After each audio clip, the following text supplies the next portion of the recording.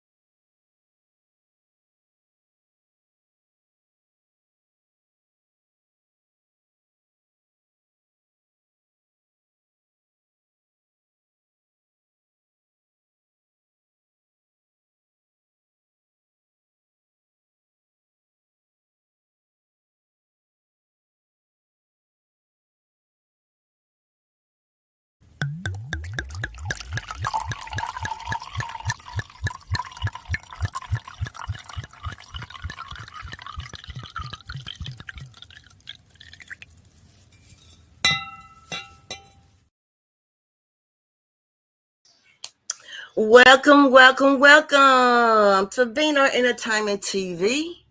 Vino Entertainment TV, we talk about firearm violence, domestic violence, being violated. We feed the unfortunate, and we also do clothing donations. Vino Entertainment TV is based on my son Gavin, who was unalived as an innocent bystander, sitting in the car, by some fools doing some shooting, who didn't really have good much training. But hey, we passed all that, and what we're here to do is what? Give awareness and be an advocate for gun violence, for gun violence, domestic violence, being violated, and we're going to be an advocate for feeding the homeless, and also what? Giving donations for clothing and things of that sort. Anyway, but welcome to Vino Entertainment TV. But today, I just want to say this right here.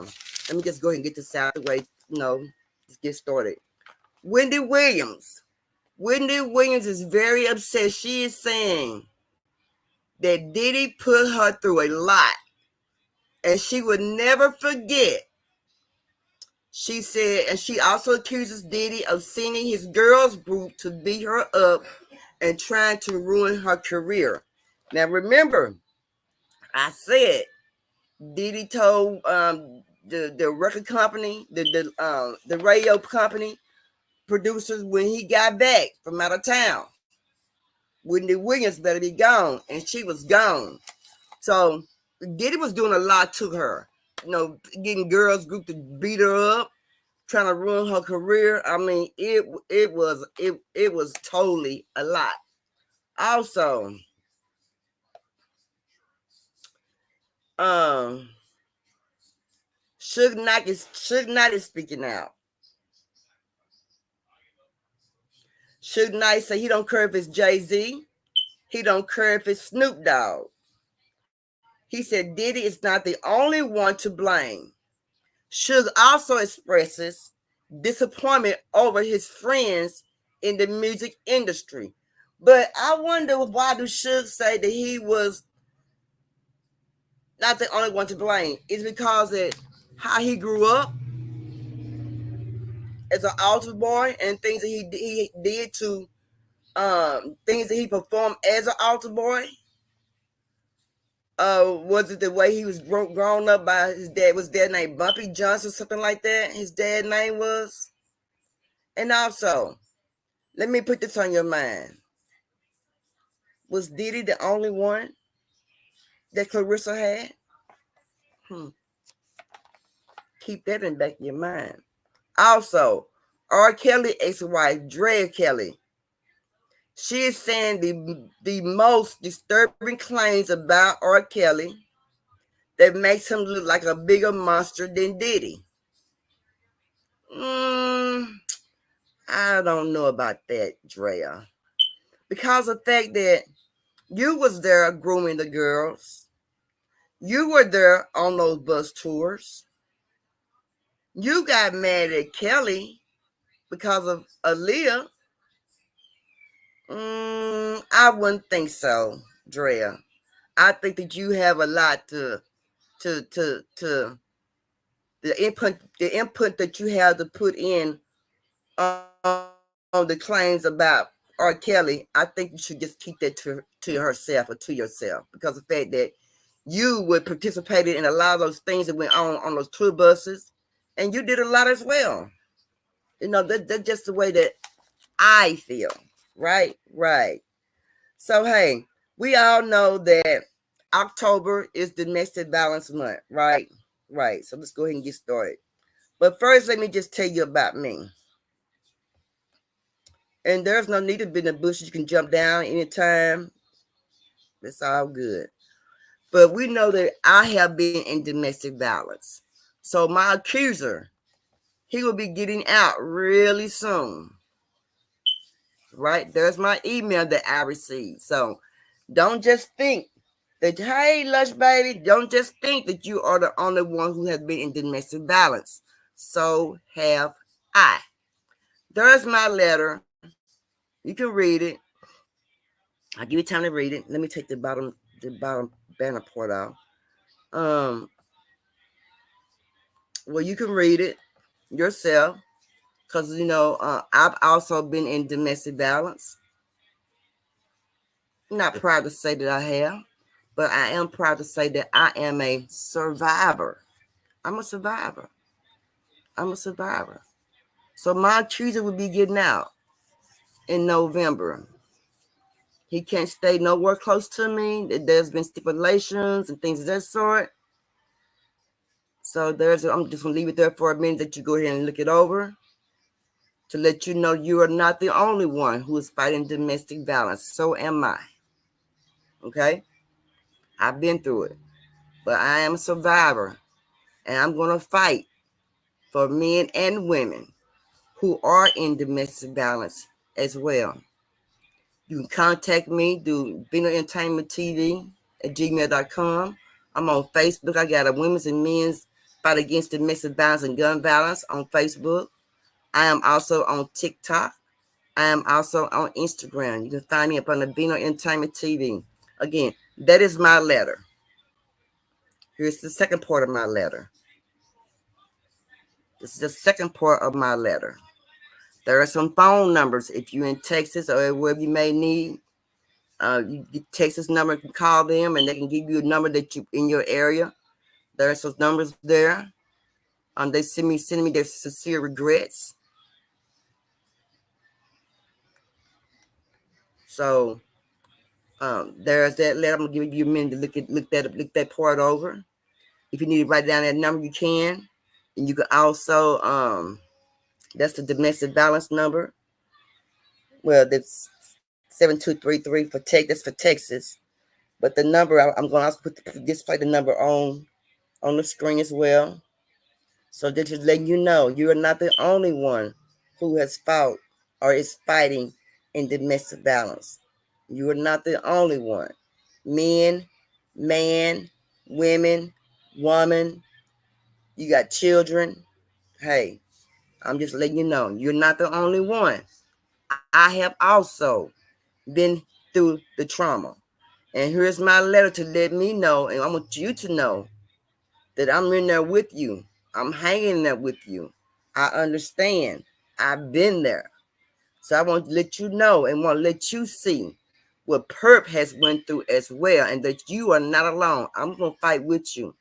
And anytime you need some help, you let me know. And I will stop in my tracks and do anything I can do to help you find any kind of sources for you to be taken care of for help. Again, the 800 number 799-7233 number is 24 hours, 7 days a week. They have um all languages, so you can call. And you got kids you want to call, there's a number. Again, 1-800-799-7233. Domestic violence, and this is domestic violence month. And I have been pushing out my images, my wording. I've been putting it out there. You've been watching my community wall. I've been doing my things for domestic violence. I am fighting for domestic violence. Let me see what niggas say. Then I'm gonna get started. So don't think that you're the only one. I am also a victim of domestic violence. Hi, Danny. How are you doing? How you doing, baby? Hey, Legging, baby. Leggin said, let's see what Leggin says. DB, child of a survivor, and my mother was very strong because my father was so mean to her. Yes, you are a survivor. Yes, ma'am. We're gonna fight this together. We all done been in this. We all. So again, I showed my letter. That my part, the man who, the best balanced person that I was into it with, they would be out, and when they come out, they're gonna be in another state. They gave stipulations. He gonna be on parole for so many years, and they told me I can get a restraining order, but I don't need a restraining order because I got my restraining order up on my pillow. Yes, Lord Jesus Christ. I got my restraining order up on my pillow. I got that. So, I'm in Texas, and Texas is what? Stand your ground. So I think I'm going to be pretty good right here in Texas. I think I will be. But let's go ahead and get started, y'all. I want you women to know that I love you all. You men's, I love you all. If I can do anything for you, let me know. Like I said, I've been in domestic violence. There's no shame. And I'll be more than just an ear. Let me see what Ligon said before I get started. Ligon said, "Hey TT, we survive strong women and men. Some of us have been through trauma, and a lot of hurt having to go through this at some point in our life. God bless us. Amen. Amen. What's up, Sister TT? T and a T and a T. Okay, let's get started, y'all. Let's get started with this domestic violence story. Let's check it out. 24-year-old Kobe Norris found dead at the Baymont Inn on Jefferson in Detroit. It was May 7th. Police ruled it a homicide and arrested Kobe's on-again, off-again boyfriend. I begged my daughter, I said, do not go back around this man. She told me she was done with him, but you know how that go. She told me she loved him. I said, Kobe, leave him alone, or he gonna hurt you. I said, he gonna take your life. Kobe's mother, Deandra Smith, says she talked to her daughter about domestic violence all the time. My daughter already know. We will watch the news all the time. She know about life and what these men would do, and be careful about the vibes, the situation, the conversation. Pay attention. She noticed I taught her. Deandra knows nothing will bring her daughter back, but she hopes her story will help others, perhaps prevent a tragic turn of events like Kobe's from happening again. If a man put his hands on you, he don't love you. What is love? That ain't love. He don't love himself. Why would you put up with something like this? In Detroit, Camille Mary, Fox 2 News.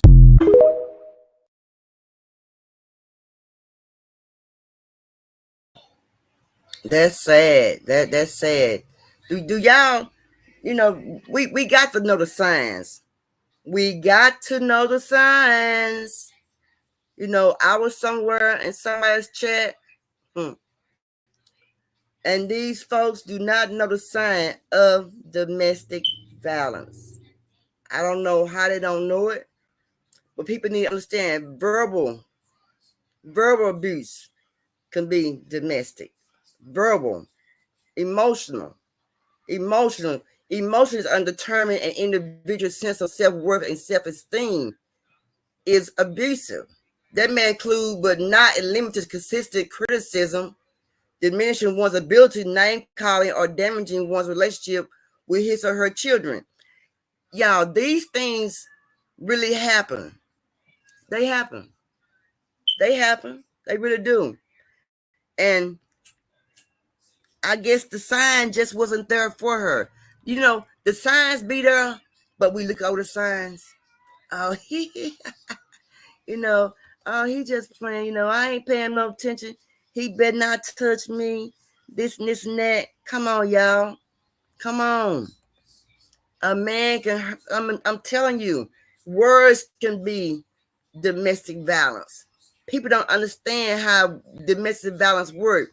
People understand words can hurt you as well, but people don't pay attention at first. They think it's funny. It's all games. It didn't mean nothing, but the signs be there. Yet the signs be there. We just know. Yes, Miss Daddy. Yes, Queen. Yes, Queen. We just ignore them. They are there. Those signs are there. And that's why I was on my community wall. And I try to load my community wall up all the time with domestic violence stuff and how people need to be treated right. Hey, Shank, baby, how you doing, King? How you doing?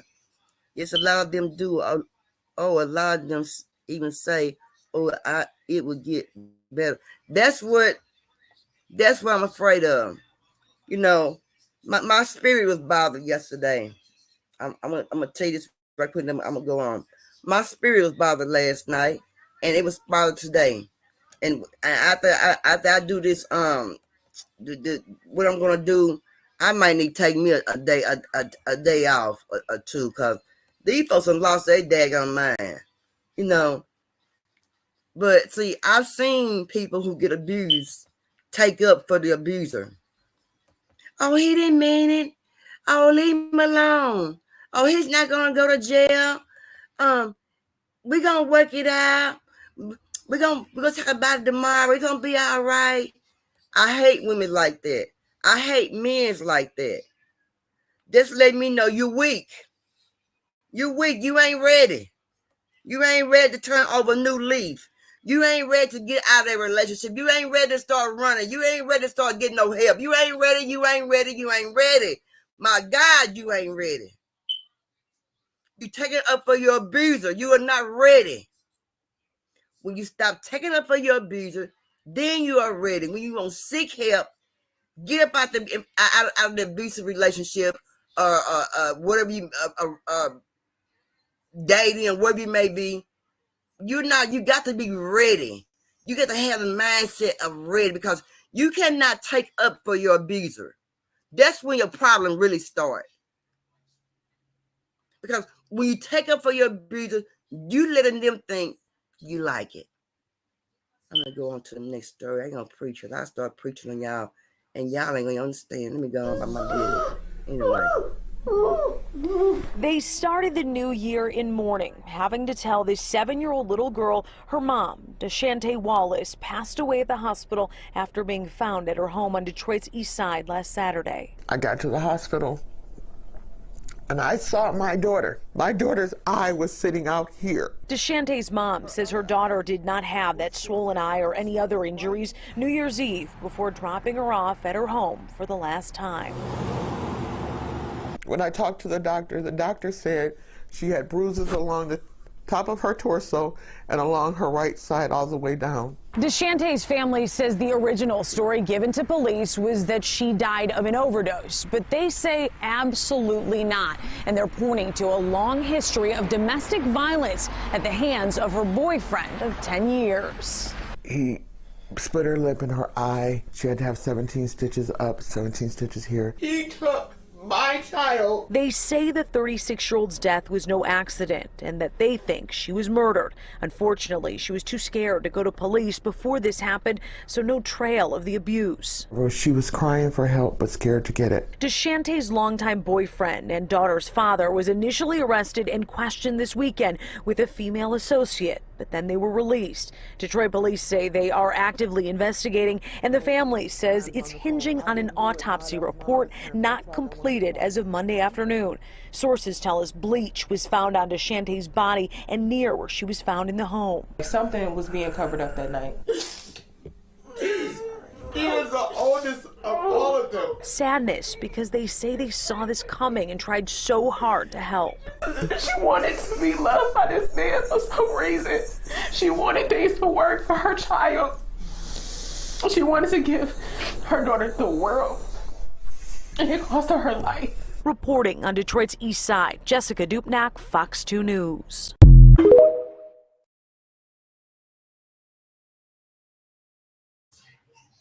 See, this has made me so mad. They knew this. Even they saw the signs. Even, Lord have mercy, even they saw the doggone signs. Y'all hear me? When your family members tell you and talk to you, they see the signs. Why can't you? Why can't we see the signs? We love blind. We don't want to believe it, because we Oh, he just kidding. It's gonna get better. If he do this, I'm gonna do that. You know, come on, y'all. Come on. Y'all gotta think about it. We gotta think about ourselves as women. Men, y'all gotta think about yourself as men. Come on. Don't nobody deserve to be jumped on. She said her eye was out of socket. Don't no man love you if you do you like that. Ain't no man loving you like that, y'all. Ain't no woman loving no man like that. And when people start making excuses for your abuser, I know right then you ain't ready. What's up, pal? I'm dropping the link for you. You ain't ready. When you take up for your abuser, you are not ready. You know why? I know you ain't ready. Because you making excuses for them. If you're gonna make excuses for them, that means you'll do anything to save them. Come on, y'all. You can't save your abuser. You got to let them go. Hey, Melanie Queen, you got to let them go, babe. You can't save your abuser. When you gonna save them? When? I want to know when you gonna save your abuser. You can't save your abuser once you're unalive. You cannot save your abuser once you're in the hospital and you're in ICU. Hey, Jamal. Hey, Northside. So when you gonna? So why save your abuser? Your abuser's not trying to save you. Your abuser don't care what go on, because you know why I know? He's beating up on you. And you have women that like to be abused, to be beat up. But can't no man beat me up and then tell me the next morning, I love you. How you love me? And look at you see my eyes. You see my lip. You see my nose. You see the sadness in my face. Do you feel the heart broke? My heart is broken. You feel me? You cannot save an abuser. You got to let that abuser go so you get your life together. Because if you know over here, our motto is, how in the hell you going to love somebody and if you don't love yourself? And you do not love yourself, and you cannot love nobody else because you letting your abuser take it all of the happiness out of you, of who you are, your joy out of you. Come on, ladies. Come on, men. Don't let these women. I've seen men get jumped on. It makes me sick. It makes me sick for a man to jump on a woman. It makes me want to just jump in there. Again, it makes me want to just jump in there and just help a sister out. But I know I can't because it's not my fault. My fight. I'm sorry, it's not my fight. But I don't like that. And let me just say, up to 75% of women enduring intimate partnership violence suffer from brain injuries. Let's break the silence on this overlooked crisis, y'all, and stand together and raise awareness on domestic violence for men and for women, y'all. We got to stand up. And if you did not know, the domestic violence picked up around COVID, the C-19 time. It picked up then. That's when the domestic violence picked up, because a lot of people, everybody's in the house, the husband, the wife, the kids. You might got grandparents standing there. You might got the uncles, aunts, everybody in the household, and it's a lot going on. And domestic violence might start, you know. And I believe, and it's also been a statistic that domestic violence got really bad was during COVID-19. That's when it got really bad, during COVID-19. Again, if you out there being jumped on, hey, don't take it like that. Okay, like I said, there's a number you call at 1-800 number 799-7233. You're going to hear me say it all through the show. So just get ready. You're going to probably know about heart by the time I finish talking at the end of the show. Because I'm going to tell you again, 1-800-799-7233. The Domestic Violence Hotline, open 24 hours a day, 7 days a week. They got all languages. You can get there, call them. They have a text number. You can text them. I feel this should be taught to our children starting off very young. Yes, ma'am. Yes, ma'am, Miss Danny, because I also grew up in domestic violence home. Yes, ma'am, Miss Danny. I'm so sorry, Miss Danny. Yes, ma'am. Yes, ma'am, TT. Thank you, ma'am. There you go, TT. Yeah. That's it right there. Y'all call that number.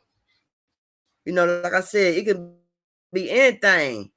It could be domestic violence. You know, 1 in 4 women and 1 in 7 men experience severe physical violence from an intimate partner in their lifetime. But abuse is more than physical. It can also be emotional, sexual, digital, financial. Recognizing the warning signs of abusive and controlling behavior is important.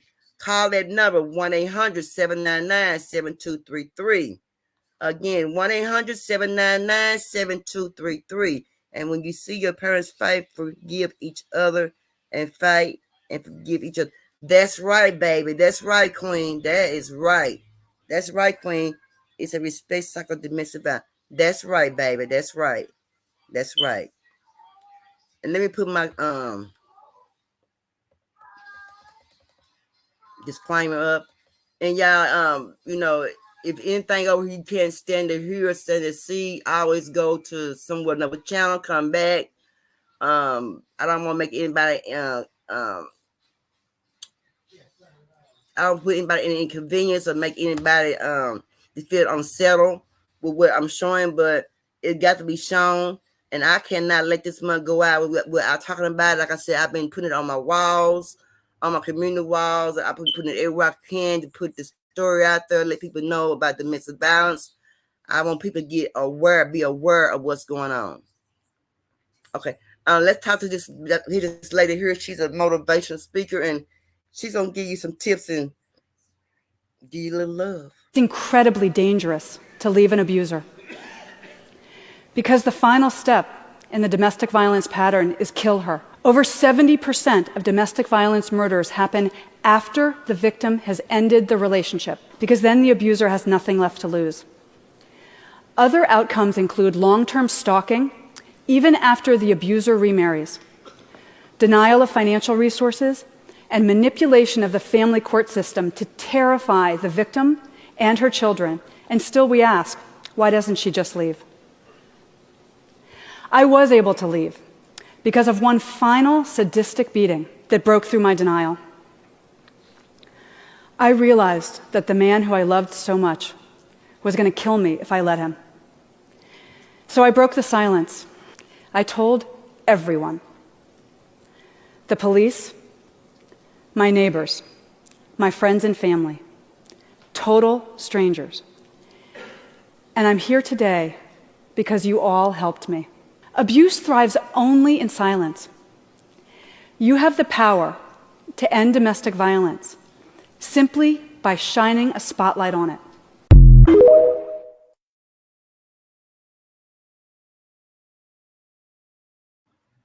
She said she told friends, neighbors, the mailman, everybody she could speak to, she let them know. So she was aware and she knew what she was doing. You know, she spoke out. And I thank her for that, speaking out on here to letting us know and give us insights about what we need to do and how we need to do it, y'all. Let's get on to the next story. Y'all might hear Sabrina in the background, but I don't know what's wrong with Sabrina today, y'all. She been showing out, y'all. A Texas man seeks out revenge for his brother's murder by dating the killer's baby's mom. He contacts this young lady showing interest in her. They start dating back in June.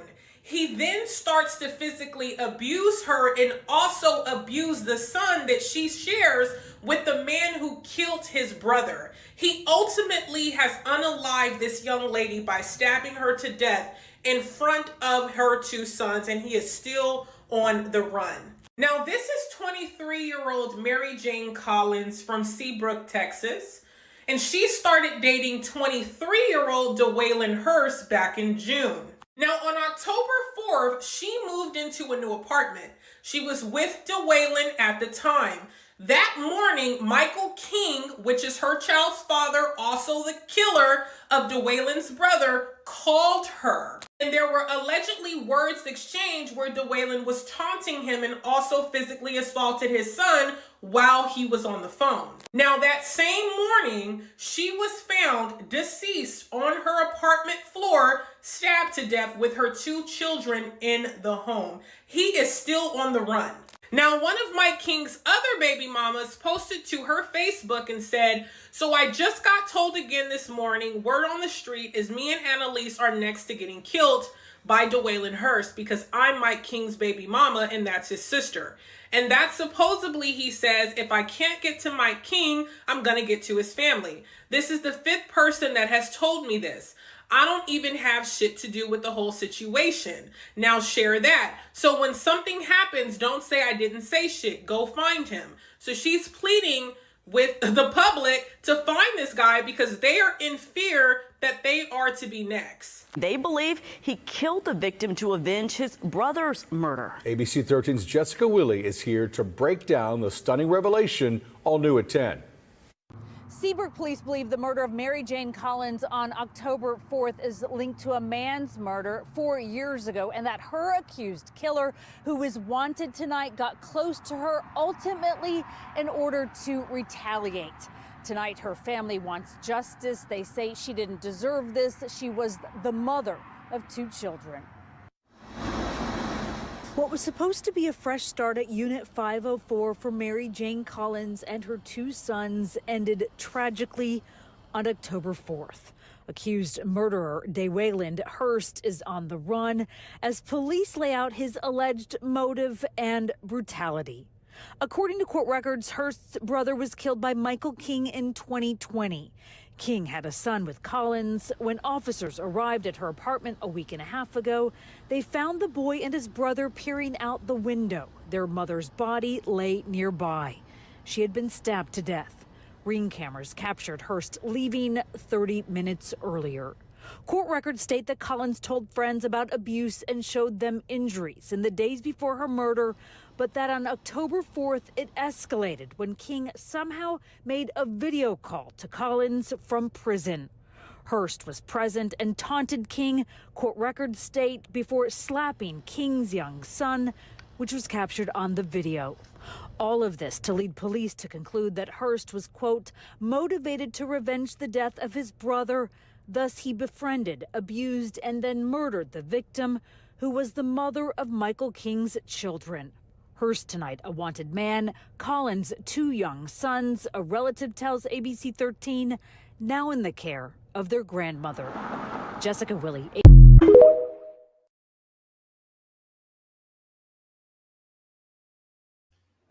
You know, it's really sad, and that was sad. That man didn't have to do that. To me, that was just pure doggone evil. That was just pure evil to me. He didn't have to do that. That was evil. Now the kids got nobody. The kids got nobody. And what gave him the right to do that? What gave him the right? Why couldn't he just went on by his business? Okay, let's see what we get in the chat here. Let's see.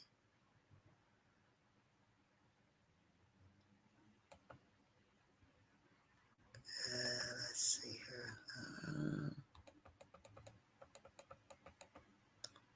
Okay. I'm a child survivor. One day my father picked up a kitchen chair and hit my mother and busted her head. Oh, this is flash, baby, mama.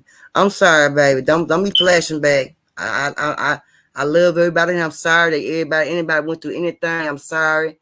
You know, we all in here together. We on this together. You know what I'm saying?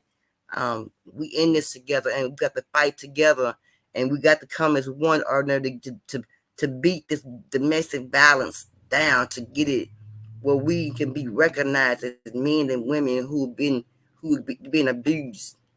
I didn't learn till I was older than what love. Oh, that's not. Oh, that's not love. Yes, right, baby. That's not love. I've seen that. I had started on that case. Then something came along and I stopped, baby. I don't know what it was. Yeah, then say it's sucked in the house together. Yeah.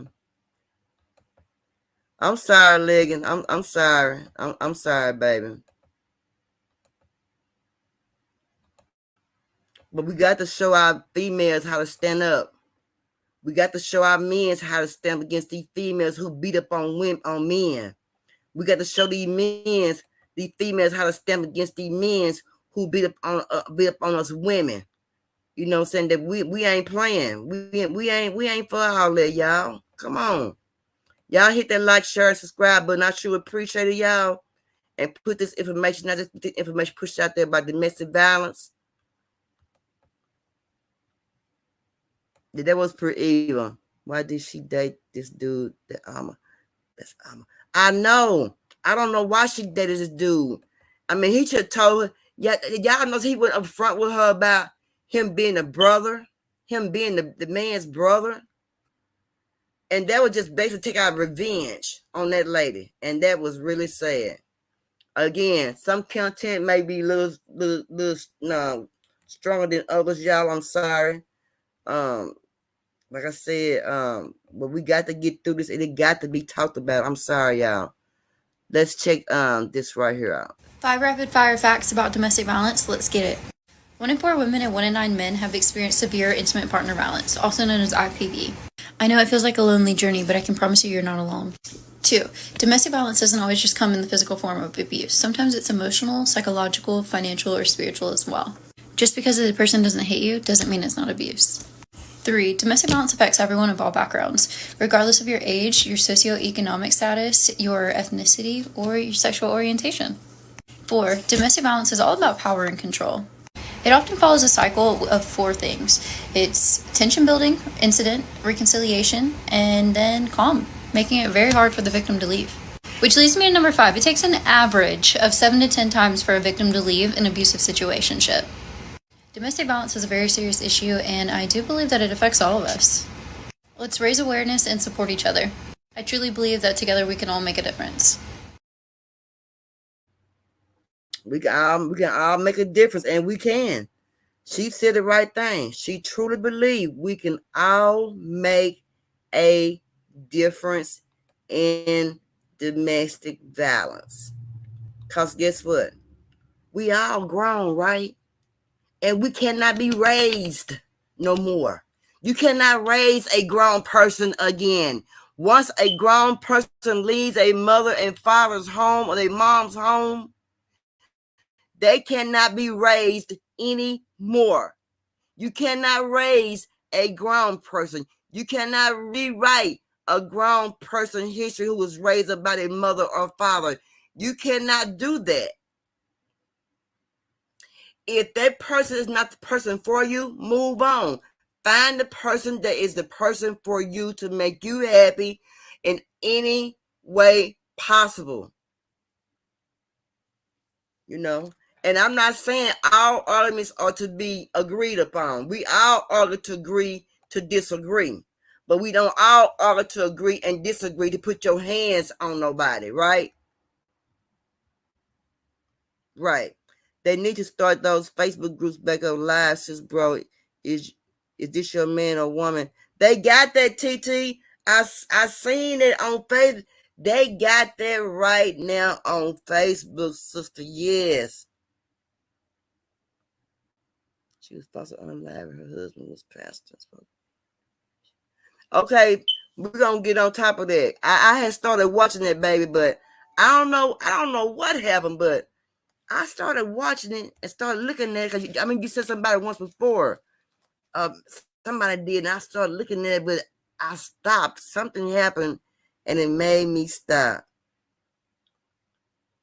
And I'm gonna get on it. As soon as I take care of everything, I will get over our debate. Okay, we would give her that voice. We would do that. We're gonna look into it. Let's shut the one for our city down. Get the creative information, some charges. Really, TT? Shut your mouth. Oh Lord. But I'm gonna look into it. As soon as the debate is over with, I'm gonna get into it. Okay, TT, I'm gonna get into it. When the debate is over with, me and TT got a debate, y'all. when the debate is over with, we're gonna dig into it. There's a link, TT. Y'all check our debate out. We gonna have a Republican and Democrat debate about the election.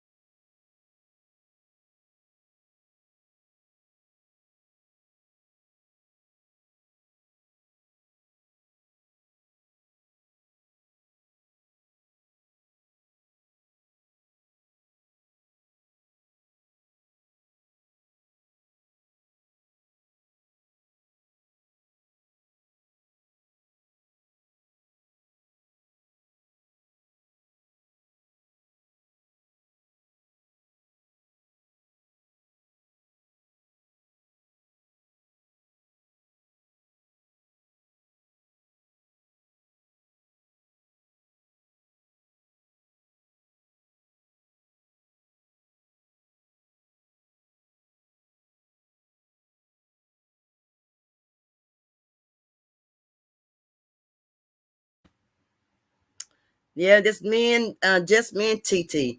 Again, I was telling y'all earlier that how I was abused as well for domestic violence, and put this up here again, let you know that you're not the only one. Maybe you can read over for a few seconds. Hey, TT. Hey, Perp, how you doing today? What's going on? I'm doing all right, sister. How you doing? I'm doing good. Doing good. Yeah, I just want to remind everybody to make sure you tune in. That's good. Tune in to the debate October 26th through the 28th. It's going to be fun. It's going to be hopefully what me and Perp imagine it will be. It's our first one, and if it goes good, then hopefully we'll be able to do it in the next 4 years, another 4 years or 8 years, however long. But that's the goal. Perp, am I lagging? Yeah, I think it'll be fun. I think it's gonna be very interesting. You lag a little bit, I am. You gonna go out and come back in? It was taking a while for me to get up here too. Let me drop back down and come back. Well, they things is wrong with StreamYard. Been doing a lot of lagging. Okay. Okay, y'all. And domestic violence, again, the number is 1-800-799-7233. And let me just say, physical abuse, hitting, slapping, shoving, grabbing, pinching, biting, hair pulling, and other types of physical abuse. This type of abuse also includes denying a partner medical care or forcing alcohol and drugs use upon him or her. I just want to put it out there, okay? Again, that number is 1-800-799-7233. Get you some help, man or woman. Do not be embarrassed of your man, because, hey, that's what they there for, is to help. Okay, I'll wait for TT to come back up before I start. Okay, there you go, TT. Is that better? Oh, girl, 100%, 100. All right. Before you start that next video, Perp, the last story that you just aired about the young lady dating the guy who hey, Pap, unalived her in front of her children. Yeah, so I was in the chat and I was thinking, I was like, dang, if she could have just did a background check on him some kind of way. Yeah. Because, you know, sometimes we can't rely on people to tell us stuff, even if they know the person. So it just felt like, had she been able to check him out before dating him, it could have saved her life. Yeah. But, you know, sometimes, like I said, it be small signs that you don't be aware of when you first get started with a person. You don't be aware of them small signs and them small wordings. Like Pep always be the word, but it's there. But we don't pay no attention though. We look over it. We hi and think it's cute, but we're not really realizing that it's some sort of domestic violence, or he telling me something that I'm not really realizing what's going to happen, or I'm not paying attention, and we do that a lot. Yeah, salute, Pat. Yeah, I mean, 9 times out of 10, when you start dating somebody and they begin to show those signs that they're going to be mentally, emotionally, or physically abusive towards you, they've done it before. That's right. And yes, they start off being too nice, just too perfect. And then all of a sudden, like, you blink and they a whole nother person, like Mr. Jekyll and Hyde, and they snapping on you and starting up arguments and being controlling, and you know what I'm saying? All of that stuff. Those signs right there. Yeah, it's like they got two personalities or something like that. Right. I'm real quick to ask somebody, who are you talking to? You like that? You know what I'm saying? What make you so comfortable to think you can just pop off at me like that? Right. You know what I'm saying? And depending on what their response is, oh baby, I'm just having a bad day, or depending on their response, that's gonna let me know right then and there that you comfortable with that. You know what I'm saying? Yeah. And that's a red flag. And I'm a firm believer that sometimes women, we do fall hard, and these men got a way of making us feel sorry for them. You can't feel too sorry for somebody. You right about that. If it's repeated behavior. You right about that. Hey TT, hey friend. Hey Pat, how you doing today? Hi Tommy. I'm doing. Well, you sound good. But they used to have them groups. I brought that up too in the chat. They used to have those groups. Sister's Your Man. Somebody tagged me into the group, and I didn't know what it was when I first got in there. I thought it was busting people for infidelity and stuff like that. But no, there was really women like, oh sis, I dated him. He slapped the out of me. Yeah. I got smart with him one day, and he backhanded me out of a chair, or he pushed me, or he slammed my hand into the car. Like, those type of stories would just have me like, damn. And then if you recognize that was the person that you were currently dating or whatnot, those women would get in a conversation. You see what I'm saying? Well, girl, how many times he do you like that? Because I'm noticing that he gets angry a lot, or he does this, he does that. But they ended up hitting the creator of that group with defamation. Somebody sued her. So she had to take the page down. Well, they got another page up now. They got another. They say, "Is this your man?" or something like that. And I be able to look at it. I be reading the comments. I just be rolling, laughing and stuff, and it be so funny. I say to myself, and I tell them, I put in the group, when I got a problem, y'all, I'm coming right here. Y'all better tell me everything. Yeah. We got your sis. But yeah, I'm in the same group. But they got another group though, TT, and because I noticed that is the common denominator is the dating apps that people, subscribe to and stuff, and they basically recycling their dates. So one sister had a bad experience on the date, meeting the guy off of the dating app, or if the guy had a bad experience meeting a certain female off the dating app, they on that group to let the next person know. You know what I'm saying? Watch out, this person really a bum. This person stay with their mama and 40 plus years old or something. Or this person will beat the crap out of you for real. Yeah. But if you are an advocate for domestic violence like Perp is up here, and you notice that you may be from a big or small city, it don't really matter, but think about starting a group like that. Of course, censor the information you put out. You shouldn't really be doxing anybody on there, but because you don't want to get hit with defamation, nothing like that, because it's all hearsay still at the end of the day. So it can be it can be a good and bad side to having a group like that, but still, you just don't ever know how that young lady knew who she was dealing with. Would she have still dealt with him? I don't think so. Yeah, but And see, then, yeah, you're right. Go ahead, Pam. and then the flip side of that too is, why was she so trusting? Why you got yourself out like that and you a young lady? That you just fall for what anybody tell you. You this what I'm saying. I ain't bashing her. I'm talking about the culture of the young ladies we got now. They running with this one and they running with that one. They Yeah, laying down with this one, they laying down with that one. because you know how the old saying go, Pat. Trying to find love in all the wrong places. Yeah, yeah.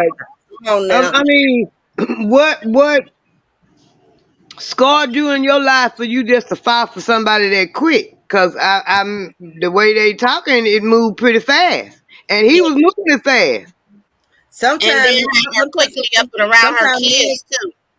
sometimes men push you on a push you on a fast road. Some men they push you and be like 2 3 days later, I love you. I love you, baby. You tell me you love me back. Hell no, I don't love you no 3 days. I ain't gonna be telling you I love you no 3 doggone days. Yeah, that should be an eye opener to begin with. Anyway, And for I also this anybody. like should nobody be up and around your children that quickly? Yeah, Because when I was reading the story, they were saying that when her baby daddy from prison called, he started not just hitting her, he started hitting the kids too, Yeah. yeah. abusing the kids too. So it's like, as grown-ups, we know what we doing, what we getting ourselves into.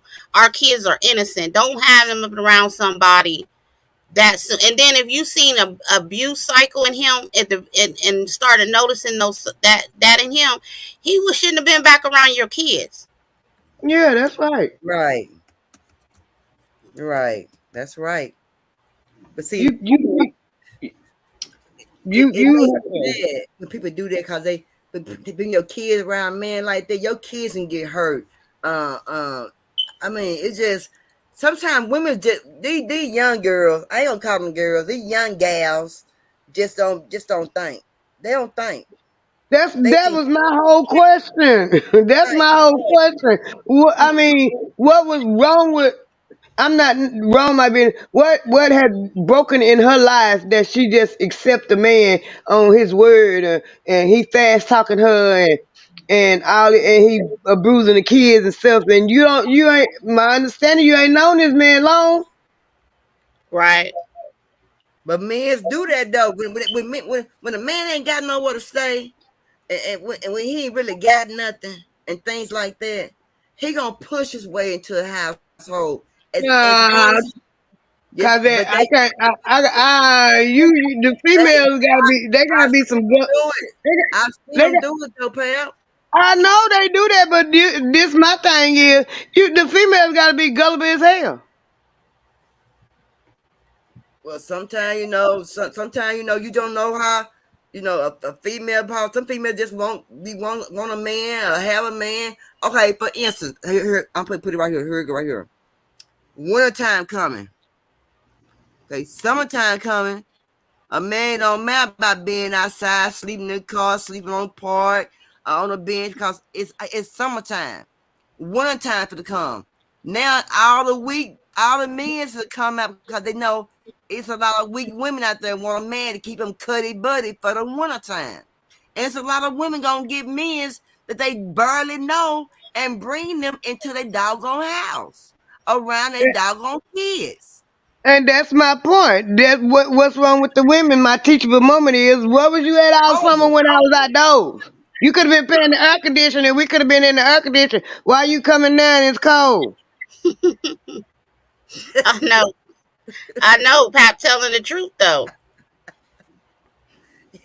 I mean, damn, what is these women? Okay.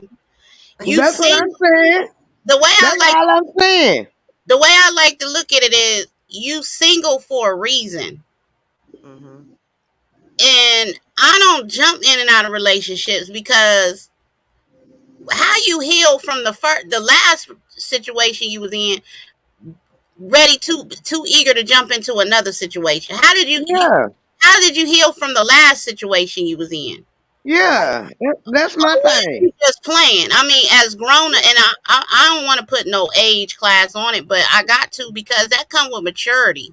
So at our age, we don't want to be bothered like that. So you got to come with more than just a hard thing and a lot of mouth. Yeah. Yeah. Yeah. Appease Well, him. some of us grow up faster than others, and some of us have to grow up faster than others. And my cousin asked me, she gonna talk about, because it was 12 years in between one marriage to the next marriage. And she, bitch, this is exactly what she said, excuse my French. Bitch, you waited 12 years and got married again? Yeah, I wanted to get married again. After I got a divorce, I'm trying to get away from this nigga, and my focus is my kids. And I'm looking around now, I got 4 kids. I left the marriage with 3. Mm. Right. So my focus is on my kids, and I'm gonna take care of my kids and hope somebody come along and appreciate what they see. Because a lot come with being in a relationship. First and foremost, Yeah, it's not about you no more. You have to yeah, consider that person, be willing to be there for the backbone of that person, vice versa. That's right. yeah, Work Amen. as one unit instead of working as one unit with another person instead of doing it solo dolo all the time. Mm-hmm. yeah. And you got, but you got some of the females. I know why she asked me that question. So you got some of the females like that, and they like this one and that one and this one and that one. Well, I you just better be didn't happen to liking be this one one of and them. that one, but you better be doing it for a purpose, because, like you said, some of these men and women are looking for a good time just for a moment. They ain't look Yeah, really that settling down stuff. And then you got children involved.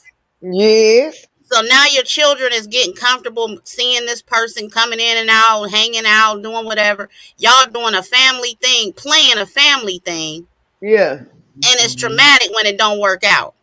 Right. right, It ain't Right. just traumatized behind the situation. It's everybody else in the household or everybody else that's involved in the situation. That's not good. yeah. And then us as black folks, we ain't gonna admit that we scarred here or there. We gonna get up, brushed off, keep moving, and try to deal with it the best way we can instead of admitting there's a problem and deal with it that way. Yeah, and you can't blame the next person. You can't blame a person for what the next person did or put you through. Yeah, And a lot of times that you allowed yourself to be put yeah. through. My friend told she got a good way of putting things. Friend, yo, ain't no man gonna do. A man only gonna do what you allow him to do. That's right. I tell y'all, Oprah Winfrey only said one thing that made sense to me. I don't know where she got it from, but she said a woman can run faster with her dress up than a man can with his pants down. Right. So he ain't gonna do no more than you allow him to do. Exactly. That, And like and we've you been. ain't gonna do no more than he allow you to do. So if it's look like all of a sudden he not allowing me to do a whole lot of stuff, like maybe raise my voice a little bit when I might be upset, or yelling at me anytime he feel the need and I'm not supposed to respond, that's not allowing me to, you gotta look at it both ways. Cause Yeah, and I'm not just bashing the men or putting it all the mess yeah, on the men too, because you got some very toxic women out here too as well. yeah, And respect go both ways, and I'm just a firm believer. You wouldn't want that man talking to you like that. So why are you talking to why him you like talking to him like that? That's Right. them kind of females that want this one and that one and this one and that one. that? Yeah, and think they God's gift to the world, and I can Yeah, have any man I want, and I look good, and I yeah, got some good stuff between my legs. That stuff don't yeah. these men. A That lot of don't these mean nothing. um yeah, ain't turned on by that. It's how you carry yourself. It's what kind of mother you are. It's what I'm saying, how you was raised and stuff at the end of the day. The values Right. and morals of people have gone out the window, and that's the problem. People just linking up just to link up.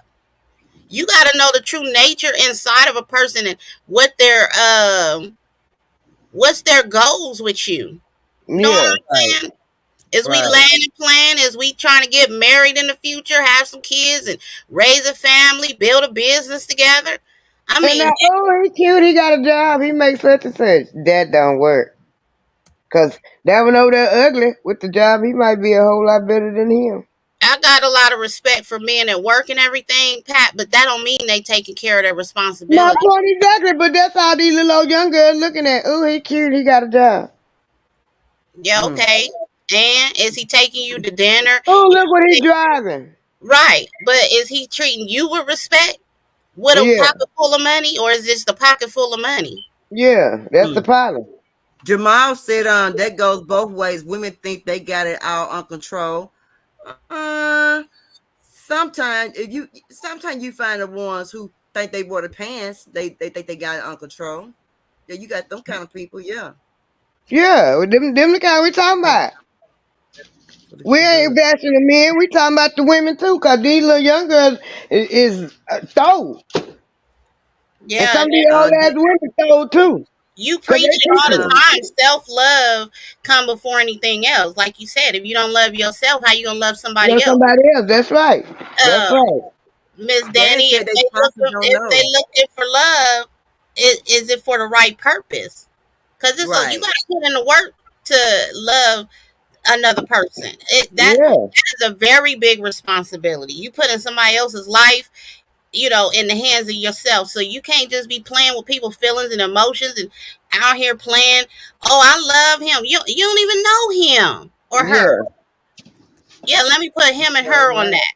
You don't even know him and her. Give give yourself a chance to find out who you are. Yeah. Right. Right. I love him or her, and all the time him or her plotting on your ass. Yeah, playing with the word love and stuff. You ain't No. even giving yourself an opportunity to find out what you like and dislike.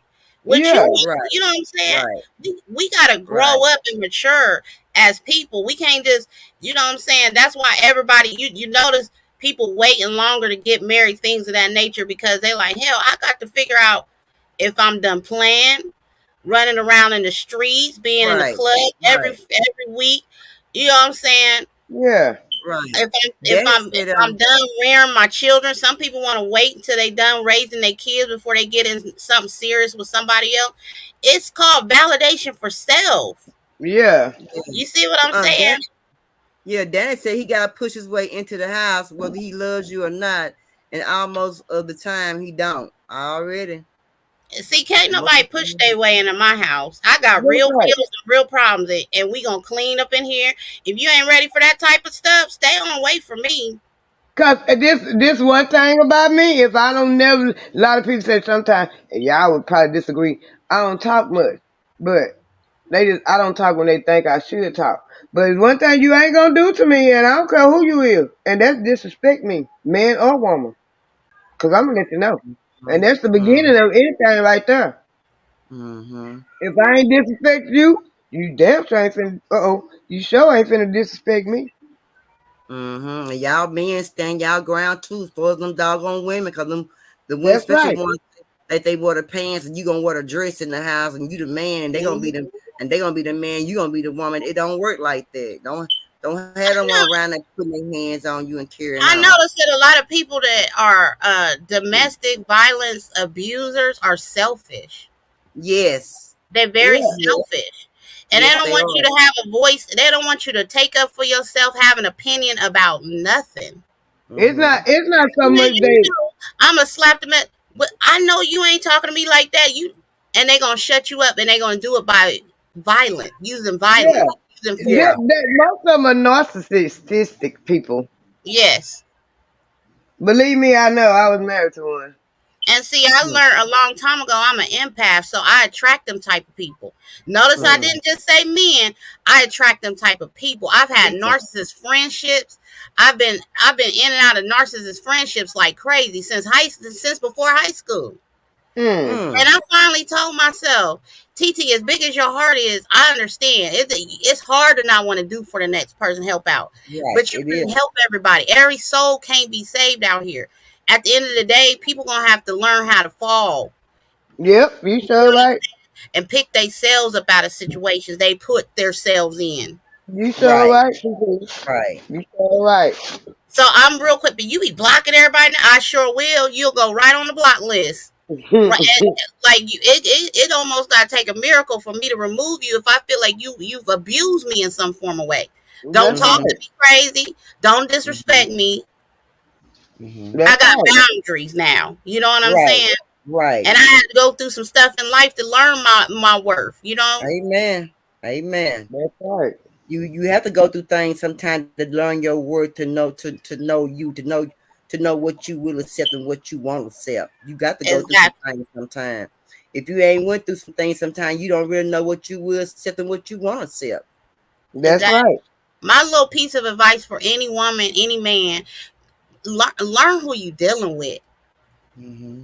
Learn who you dealing with. If you can, do a background check on them, but if you can't, just find out for yourself first and Mm-hmm. leave when they start showing those red flags.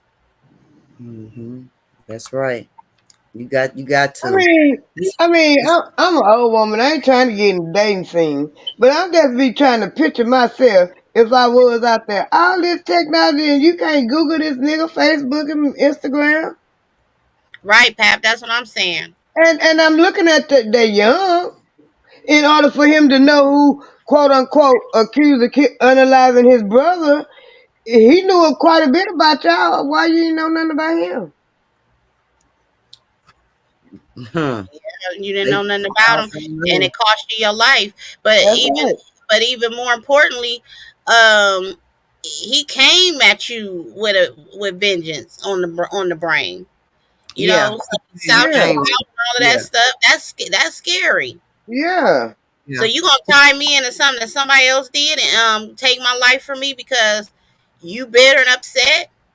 Right. And then, even me as a woman, if a man is pressuring me, coming at me like that, because he had to come at her hard. He had to in order for her to just fall for it. I mean, I'm not understanding. But Yeah, if you, came at her probably I like we need mean, to as live a together. person, you ought to know when you feeling pressure. Right. Right. Right. You should. You should. Yeah. And so let me ask y'all this, because y'all wise, y'all, is there pressure? Should there be any pressure applied when it comes to love? It depends on what, I mean, the definition of what, or the amount of pressure, or whatever, what everybody gonna consider pressure different when it comes to that. I ain't talking about we've been dating 15 years, nigga. You gonna marry me? I ain't talking Yeah. about that. Or you up in my Yeah. house, we shacking up, and you ain't got no job, nigga. You gonna go to work? I ain't talking Yeah. about that type of pressure. Those are just Yeah. those are things that should be mandatory if you really care for somebody. You know what I'm saying? It should come Yeah. with the territory of being with somebody.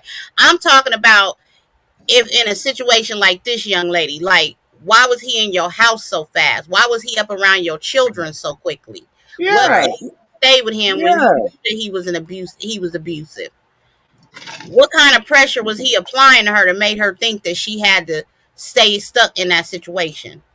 And my But thing also, I'm sorry, my thing also too is this right here. She never did go meet his mama, or she never meet none of the family, or his cousins, or uncles, that's what I'm saying. That's what I'm I saying. gotta See, tell you this: there are some people, family, that will cover up for them and lie for them and justify the mess that they do. You gotta be very watchful of somebody's stock too. What kind of yeah. background they coming from? Because if they got a yeah. family full of liars and deceivers and the M words and all of that in their family, Mm-hmm. Yeah. that say a lot about that person. But a lot of people hide their families. Yeah. They have Yeah. they brothers, and they tell them they're not alive. They don't. They'll they say anything. So because they But, know they are an abuser, so they don't but want them to get contact with their family members to see who are they on abuse. And sometimes their abusers be abuse their own family members. Shoot, what you talking yeah, about? Right. but this my thing, and I mean, y'all don't get me wrong, because I feel sympathy for her. I'm trying to make sense of how. Did they not say he contacted her on Facebook? Yes, they did. Yeah, they So sure how did. you not invest and go scroll on this dude page and see who he is, trying to holler at you and what all this, and dig a little deep, go back a year or two? Yeah, that's true. I I mean, don't know I'll why. be I don't scrolling. know why. I take I'm a not whole day or two to understanding. scroll through somebody's Facebook or they social Yeah. media and find out what How long they been on Facebook and everything? what whatchamacallit said something the other day. Look at what y'all posting. Sometimes a person what they post to tell a lot about them. Yeah, that's Yes, what I'm. yes. That's what I'm saying. She could. This is what I'm not understanding. Some ain't adding up in this story. Your brother was it her brother or her baby daddy killed his brother? It was her baby daddy unalived his brother. Yeah, underlie his brother. Hmm. So it's your baby daddy. You might not know what's going on up in there, but you know what's going on up in there because he baby daddy. So how you not know nothing about the brother? How He the might baby daddy didn't know about him. How the baby mama didn't know nothing about the brother. Right. And then the baby daddy should have told his baby mama who she was dealing with. Yeah, right. Isn't cause that I'm crazy? quite sure if he on lockdown, word got to him who messing with his baby mama. Yeah. And then they say on FaceTime he slapped her Yep. in front of her. Yep. Mm-hmm. And the Oh, kids, not the kids. Hey Rose, how he you doing? How you doing, see, baby? I'm listening. That was pure evil, but he must have a death wish, cause he trying to go to jail. He was They trying. I were. guess he Well, trying to get they that. said he on the run and they looking for him heavy, but Yeah, it's just he the idea running. that he did that. And I was like, when I first saw the story, I seen it twice come on my timeline on Instagram. I said I gotta send this to Perp. She got a domestic violence live coming up. I said I gotta send this to Perp because how many of these type situations have we ran across? I mean, we know men and women are out here doing this type of stuff to each other, but this was weird. This was like, okay, so you stout her out. You got vengeance on the brain to Yeah, get back at somebody for what they. Yeah, And this the woman that you went and looked for, found, and was able to yeah, date her, move into her yeah, house, yeah, and then unalive her after yeah. abusing her and her children. and then on top of that, what was broken in him for? I ain't never lost no brother. I lost a sister. But what was broken in him for him to want to just viciously commit murder? And you plotted and planned this. That was Right. Everybody grieves that was different. pure evil. That was pure evil. It Well, had to be. how we know that when she got on that FaceTime with the baby daddy was like, "Who is it? You know who you got in your house?" Or how we Yeah. know that didn't cause him to flip out and do what he did. Yeah, yeah. Because it Yeah. said it happened the day that she was on the FaceTime with the baby. I don't know. It's just crazy to me. The story's crazy to me. God rest her soul. May she rest in peace. I feel horrible that because she was a young mother. Now, like Perp said, neither one of the kids got a parent. Parent. Yeah. No. Mm-mm. Mm-mm. That hurt. That part be killing me right there. You got babies that ain't gonna. You can't even finish raising and watch them graduate because you got an idiot. You know what I'm saying? Won't take justice for Yeah. his own. Being ignorant. Yeah. Yeah. Excuse me. Let's get to this other domestic violence story. Hold on, y'all. Let's check it out. Say crazy with my mama like that. All right. Come on, first in the court.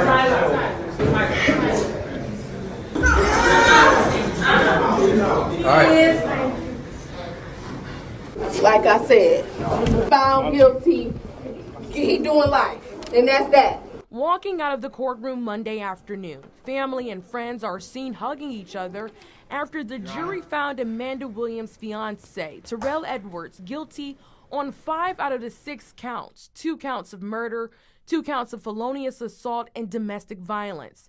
He was found not guilty of aggravated murder. Although Vernon calls this a victory, he says Williams' presence is still missed. Dozens of Amanda Williams' family and friends filling the Justice Center Tuesday morning, a sign of support. The mom of 3 murdered inside a Warrensville Heights home last month. Today marking the start of justice for those who knew and loved the 46-year-old.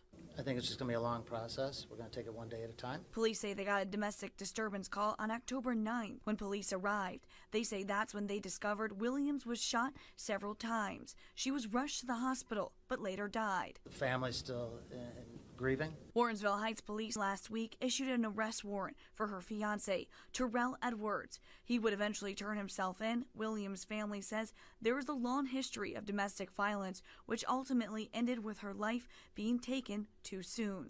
Edwards and Williams got into a very heated argument in their bedroom. The prosecution claims that Edwards fired 6 shots at Williams in anger after she told him to leave the house. The defense says he fired the shots after she attacked him with a knife. He had told him to leave. I want you to leave. Go. He said no. And she has a knife with her. And they're arguing. And the defendant gets a gun, shoots her 6 times. There's nothing mistakable about this. This man, at the moment he shot, did not want to be stabbed with that knife. And that's the choice he made. And we believe when the court instructs you on self-defense, that is self-defense, and that's the only choice he had. Dr. Mooney says one of the bullets completely separated 2 of the vertebrae in Williams's upper spinal column, which most certainly paralyzed Williams's upper and lower body. We're about to play 2 of those cell videos that are disturbing. The prosecution said that this first video is of Williams holding a knife while arguing with Edwards, putting the knife down and then walking towards her fiancé. The next video, they say, is after Williams had grabbed the recording cell phone out of Edwards' hands. You then hear a lot of commotion, and then comes the gunshots. 3 News has chosen to stop the video before Edwards shoots. You gonna step it? I'm going to defend myself. Defend yourself from what? I'm going to defend myself. You acting violent? See, you go. See? No, you chill out. Chill out. Chill out. Chill out. Chill out. You know what? Chill out. The prosecution next plays the video of the shooting in slow motion and rotated for easier viewing. They stress that in the video, Edwards never asks Williams to put down the knife, never tells her he has a gun, and doesn't warn her that he's going to shoot her. They also say that while Edwards is near the headboard of the bed grabbing the gun from under the mattress, Williams is several feet away towards the foot of the bed and was not near or approaching Edwards. The man accused of killing his fiancée is defending his actions in court. You're looking at Terrell Edwards there on the stand today, testifying that he shot Amanda Williams 6 times and did so in self-defense. Terrell Edwards took the stand arguing self-defense. I just shot rapidly. I was scared. She had me so scared with that knife. Edwards says he and Amanda had a pretty good relationship before October 9th last year. That's when an argument over phone texts boiled over. And she's coming out of my closet with a whole bunch of clothes, and she's throwing them all over the floor, telling me to get out. Edwards says he intended to leave, but Amanda grabbed a kitchen knife and held him in their room. Prosecutors didn't buy it. You just said you were de-escalating by telling her to chill out. Why didn't you de-escalate further by saying, I've got your gun, please stop? Like I said, I didn't want to shoot her. Edwards says he got a hold of Amanda's gun as he was trying to get away from her and testified he had only 2 choices, get stabbed or shoot. I'm trying to run to get away, and that's when she cut me off and she lunged at me with the knife. I had no other choice. She never knew you had her gun, did she? I don't believe so, no. Edwards shot Amanda 6 times and then called 911. Amanda's daughter, Tyler, heard and ran upstairs. Why not let Tyler go to her mother and try to help her? Didn't want Tyler to be traumatized. Really? I didn't. She kept trying to get over there. I didn't want her to see her mom like that. So it was for you to decide. Say they feel a sense of relief after hearing Monday's verdict. Justice did prevail in my opinion today. 2 counts of murder, 2 counts of felonious assault and domestic violence. He was found not guilty of aggravated murder. Although Vernon calls this a victory, he says Williams' presence is still missed by all. Her friends told me they were devastated when Warrensville Heights police found the 46-year-old shot and killed following the domestic violence disturbance. Just the little things that I'm gonna miss so much love. Police detained Edwards for questioning, and 2 days later, they released him when the Cuyahoga County Prosecutor's Office found insufficient evidence to charge him with a crime. I just want justice for my mom. Something has to happen. We don't feel safe. Edwards did take the stand this past Friday, telling the jury Williams lunged at him with a knife. Still, this wasn't enough for the jury to side with his self-defense claim. That's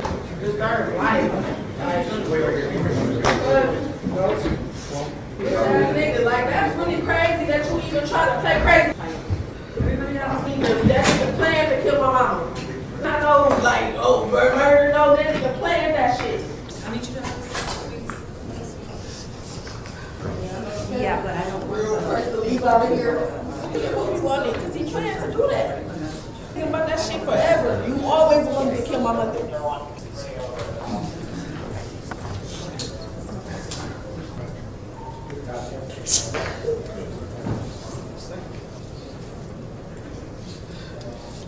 Hey y'all, at this moment, we just still got things. Yeah.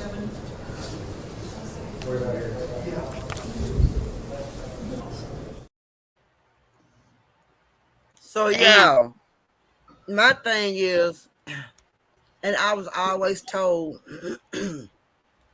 when you shoot a person more than one time,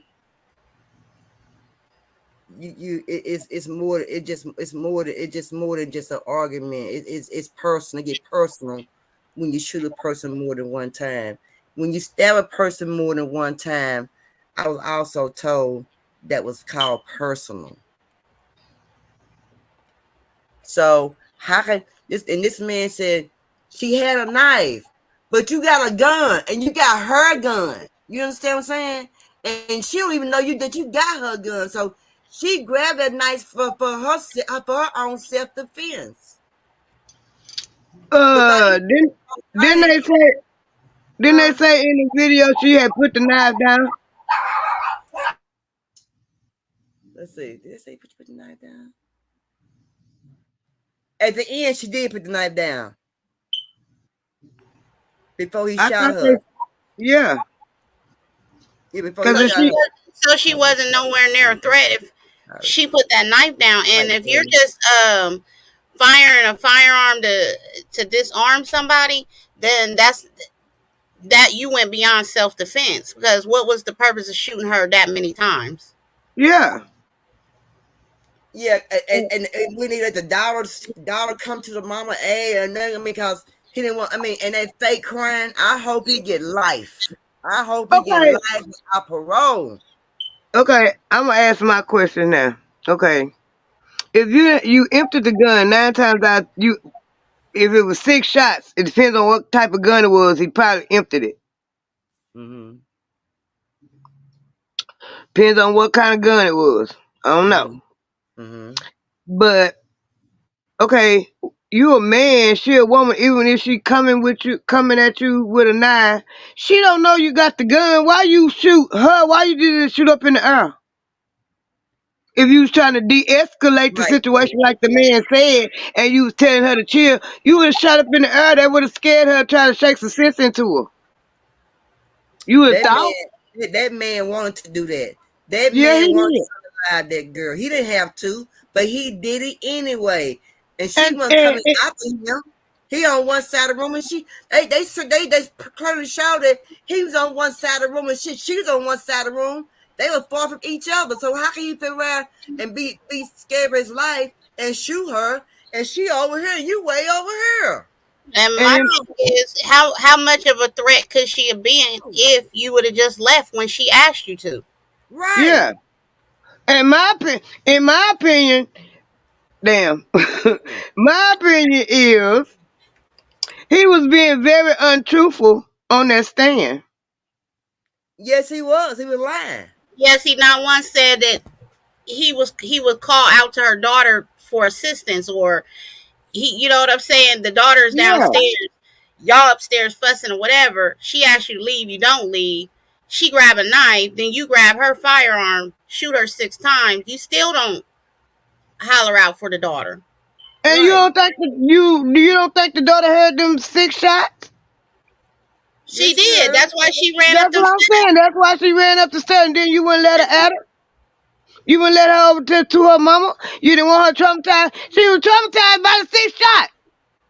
Mm-hmm. You just said, "Oh man, get your mama." I'm trying to walk out the door, and she holding a knife. You know what I'm saying? Like, no. None of that. And you see how old the daughter was.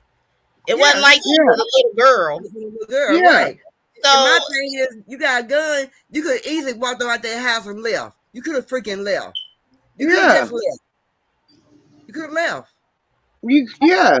He should have left. If he felt like she was threatening him with a knife, that's when it's time for me to go. Right. Now, if you cut me while I'm trying to walk out the door, then that's gonna fall on you. You just committed a crime. Yeah. But at least I'm escaping out of here without you hurting me or me hurting you. Yeah. That's right. It really kills me when some of these people be trying to claim self-defense, but you obviously can tell that that's not a self-defense situation. No. I mean, 6 shots, that was overboard. That was overkill. That was overkill. It wasn't no near self-defense because I gotta quiet these dogs down. Hold on, real quick. Okay, it was no self-defense because shit. She on one side of the room, he on one side of the room. How this? You got the quicker and the fastest thing going is a gun, and she just got a knife, and she telling you, and she putting your stuff out and then you get your stuff, get your shit. Get your shit and leave. Don't be sitting around and trying to wait a person out and wait till the person get tired and then I ain't got time for all that. Get your stuff and leave. That's why it's always important, ladies, that means they have you some extra, have your own separate little account with your own little cash in it. It's called get ready to go. When you get ready to go, get that little change and you get ready to go about your business. Have that extra account. That's why I say stay ready. You ain't got to get ready. My God. And to your point a while ago when you said about if they stabbed or shot more than one time, that's rage. Yeah, that's personal. They call it personal. In Texas, they call it personal. Yes, they got personal then. Oh, she said about 12 times. That's personal. It wasn't get you a. They say when you shoot up, like I'm in a shot and somebody come at me and I shoot them 1 time or 2 times and I'm trying to get them off of me. I'm trying to get them away. Okay, the legal term is overkill. Overkill is overkilling. Or over unaliving. Like it really only take 1 shot to disarm somebody, or like she said, shoot up in the air, stun somebody off you. You know, that's even when you go and get your CCW. They got all of them little fine print, wordings and stuff, so that you don't get hit with the M word. Yep. Yeah. Because you could very easily be charged with M. Just because the purpose was to defend yourself, but they'll look very closely at the details of that. Yeah, they look very close at the details if you don't got no whole lot of melanin in your skin. Well, yeah, Pat, but you know what I'm saying? When I went to my CCW class, I was like, okay, I'm understanding a little bit better now, because it ain't just about, I fired a shot because this person was charging at me. They got to be a certain amount of inches in your home, and they gonna measure that ballistics, and they gonna make sure your story add up to what the crime scene say. You said it. That's right. That's right. That's right. So y'all, what y'all think about this Liam Payne dude? What y'all think about him? Liam Payne? Oh, that jumped from the balcony is very suspicious. Yeah. Let's check out. He was talking to some people, and he just had a sit down talking to some people. Let's check out what Brother Payne had to say. I don't know what's wrong with Sabrina, y'all. Sabrina be tripping, y'all. Right quick today, I kept on saying, Sabrina, meow, meow. Sabrina, meow, meow. I know what's wrong with Sabrina. Sabrina and Heat perk. Wait a minute, Sabrina was she was in the chair by my window saying meow, meow, and crying. So when I went outside where she was, then she gonna be quiet, girl. Anyway, I ain't think about Sabrina.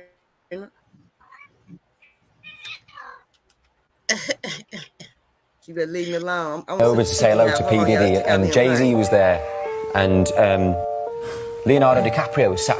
All right, I think you've dropped enough names. I think people thought Prince and Brian Ferry was good. I went over and I thought, I was trying to think who's the easy target in this scenario, who's the one that you go to say the hello, and I'm thinking, I saw him in Get Him to the Greek, I'm going to go over there and say hello to him, so I thought, P. Diddy.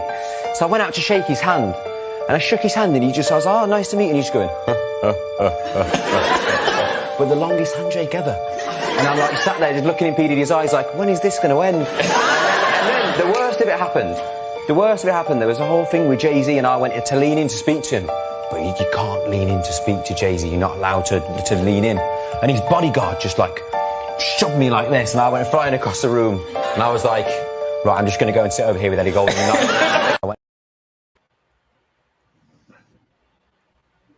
So he met P. Diddy before already, but it already said he already didn't like P. Diddy already. The way P. Diddy was treating him already real bad. Well, they are celebrities, and they, that celebrity world is kind of like, okay, we all here, we at a party. What's all this extra security, hustling and bustling around me like that? Like, I'm not a celebrity too. You know what I'm saying? That's suspicious. And I think Lim was very animated in how he told the story, but you could definitely tell the uneasiness that he felt. You could tell it was like, what was all that about? You know what I'm saying? And yeah, because I had watched that same clip a couple times, and I was like, yeah, something about this Diddy stuff, and then what, how he told the story during his interview, and then all of a sudden he found plummeted from a balcony. Let's check out what Flo Daddy gonna say. No, Flo Daddy gonna give it up. Check it out. Y'all, this Liam Payne.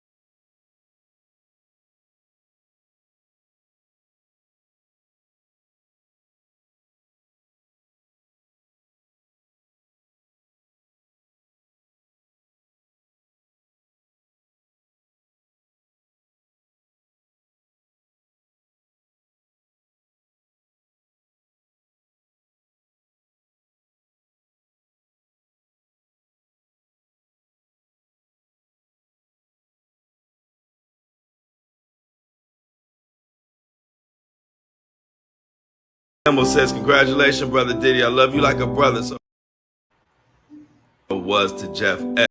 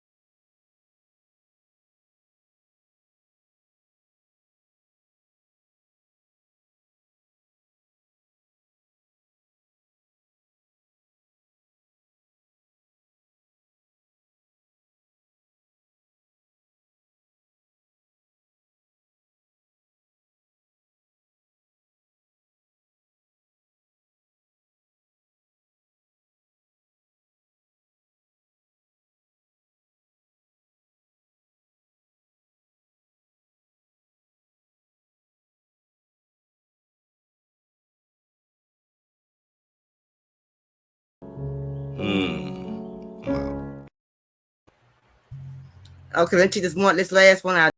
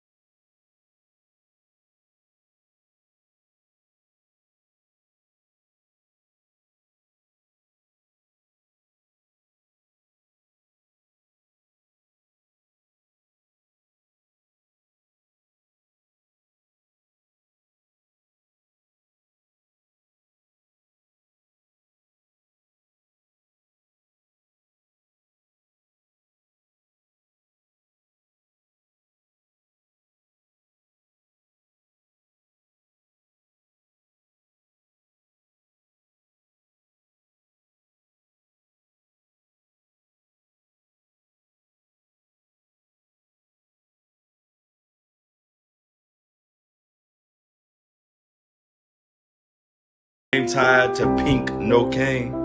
He wouldn't do that. What y'all think? Now, remind y'all. Now, I seen a video with Whitney Williams and Naomi Campbell was on the Whitney Williams show, and Naomi Campbell was real snappy toward Whitney Williams.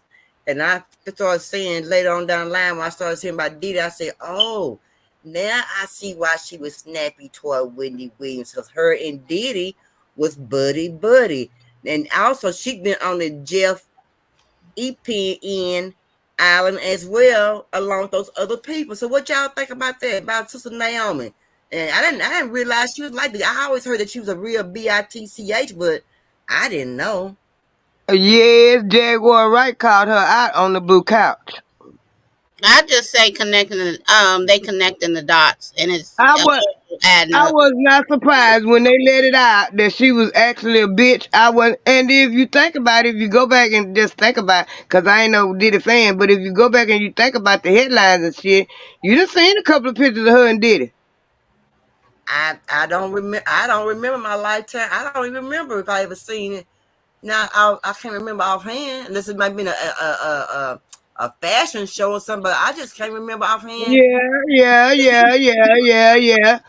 especially when he put his line out. Sean John. So I did see the fashion show. Okay then. Okay. Yeah, you done seen them together. And I wasn't surprised. And Jaguar Wright called her out on the blue couch. Oh, we could talk about Sister Jaguar, girl. Know how you know? Hold on. It's Tyson Bedford right now.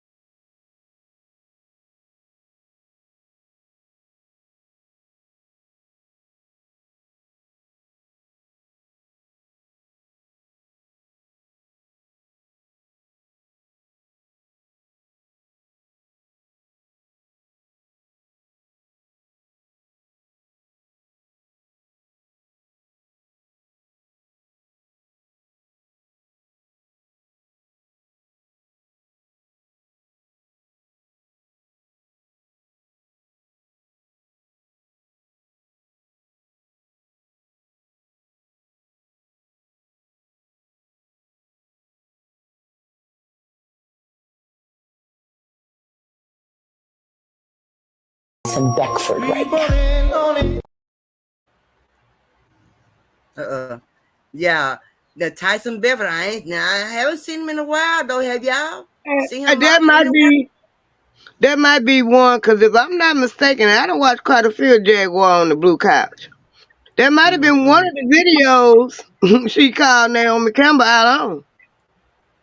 It was. Yeah. That was definitely the one she called her out on. Yeah. And that I didn't know she was like that. It's a couple of females I ain't heard Jag change her tune on, and she talked real bad about them. And Naomi Campbell is one, Erykah Badu is one, Jill Scott is one, Mary J. Blige is one. She talked bad about them. And I ain't never heard her change her tune on now one of them, because Jill Scott was her friend. Yeah.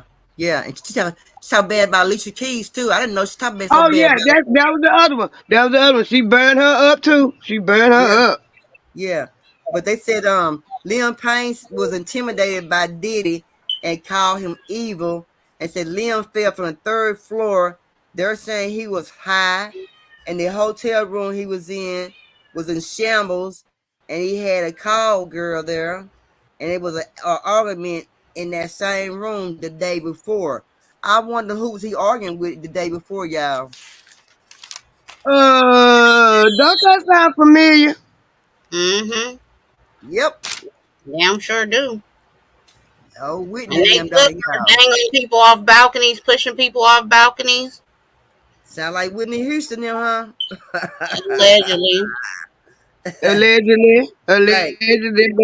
But it shows some similar circumstances, ain't it? Now, Illuminati said Jaguar Wright is a lunatic. Of course they gonna say she a lunatic. You know, Of course, people, that's what they want y'all. That's what they want people to think, that she a lunatic. But I'm telling y'all, I watched when I started watching, I kept on watching the little occurrences when she was going to gym. They said she had a son, ashes. I've been watching all these videos all the way back up to now. But what makes her a lunatic? That's what I want to know. If everything she is saying is really coming out to be true, right? What makes her? If we said this about some of these celebrities, would that make us a lunatic? Come what on makes now. her? What makes her a lunatic? Really? Crazy is as crazy does.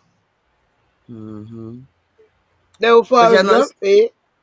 It's a lot of stuff coming. Even Garth Brooks is claiming that. Garth Brooks is saying that he's a victim of a shakedown, saying somebody saying that he ate them, and they want $1 million. They're trying to blackmail him for $1 million. So it's a lot of stuff coming out, y'all. It's a lot of stuff coming out. Lots. Let's check out Damon Dash. Damon Dash had a lot to say too. It didn't surprise me. It doesn't matter if she could pay or not. They could make her life so uncomfortable that it could become illegal for her to continue to talk and lie. So again, what you want to do is, to me, if I'm being in that position, Paul, I'm going to say I need the truth told. I don't need her to ever be able to spread that again if it's a lie. I don't want to hear her say that. My kids got to hear it. People in business have to keep asking me. They didn't do anything to stop her from keep talking. Well, how come I didn't get sent the warning? Who the fuck is this? Paging me at 5:46 in the morning. And then again, as a businessman, I'm like, why would they do that? Like, why wouldn't they just sue him? Well, how come they haven't sued Jaguar? And there Can I say something? Oh yeah, people keep saying, "Oh, Jaguar can't be silenced." How y'all know she ain't been working with the feds? Right. How y'all know that any receipts that she do have, they don't got? Well, Jamal Northside said she like 25% correct and name one receipt. I think she about 100% correct, because I'm telling you, Northside, that everything that woman has said has came to turn. Everything. Number one, I'm a detail oriented person, and I be looking at when people talking how their body language is going. And when she talking, it's when you can tell it's not nothing she making up. She making sure she say the right thing. That's why she stop and think. And if you look at the video, she stop and her eyes go up to the left. Or that's when a person is telling the truth. They thinking. He said you can't sue her. She broke. It's called. You can put a cease and desist on somebody though. You can't stop a person from talking. Yeah, but she telling it all. She telling her life story too. So what y'all? I'm quite sure she ain't gonna tell everything. But what more can y'all do to me? She flat out said her son interned for Rock Nation. He ended up unalive because they couldn't get to her. She wouldn't conform to them. Now, ain't that cold blooded? She even said she played the role and got the tattoo, and then she got it covered. She got the tattoo covered up now, so they would leave her alone. So why would you tell that if it wasn't true? That's right. That's right. That's right. And remember, she's a victim herself in the industry. She got great. Yeah, yes, she sure did. People. And, okay, here go the obvious. She was a backup singer for Jay-Z. So how would she not know? You gonna know something.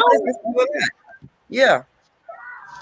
And you got to remember that all of these people are running in the same circle. So all of the behind the scenes talking, them ran past her.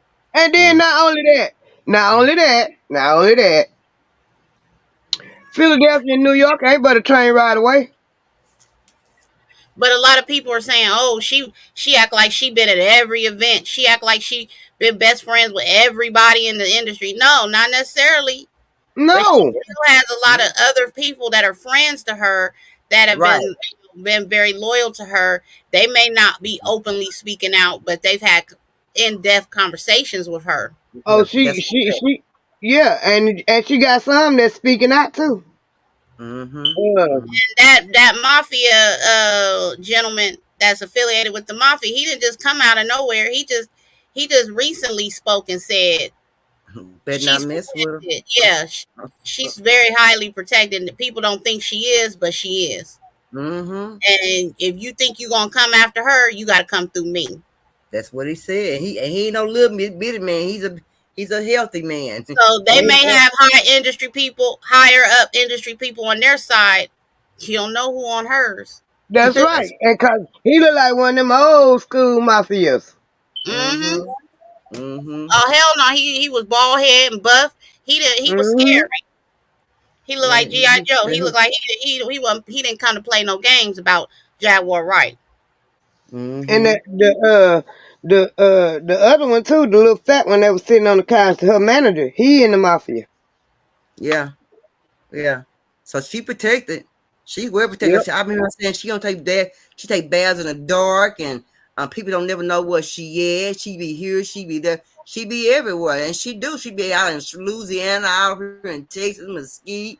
That girl be And then everywhere. She really and getting then around. and then I be paying attention to. See, I'm just telling y'all, I'm a detail oriented person. I catch little stuff other people don't. I listened to them videos where she was living, telling her life story. I watched that video. I think I watched it twice. And she said one time in one of her videos on Instagram and on Blue Couch, Sean Carter is smart and patient, but I'm smarter. Hmm. And he knows it. That's exactly what she said. Mm-hmm. That's exactly what she said. So, and then when she telling her life story, what she wanted told, you don't know how that motherfucker move. Oh, excuse my friend. You don't know how she moved. That she probably slick as all outdoors, and you done been in and outside. You done been summer everywhere. The way you grew up. Yeah, They And know she done got. I also paid very close detail to the platforms that she's decided to speak on. Yeah, and she they know she a gangster. They know she a gangster. Jay-Z know it. Diddy know it. All of them know she a gangster. And they said, well, how you know what go on up in Diddy house? She said, because I got girls in there with cameras.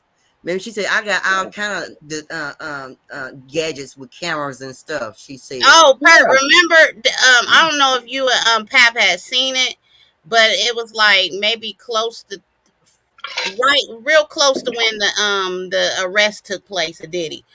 A video had came out where he was outside and his sons was bringing in a lot of females, and he was like, who?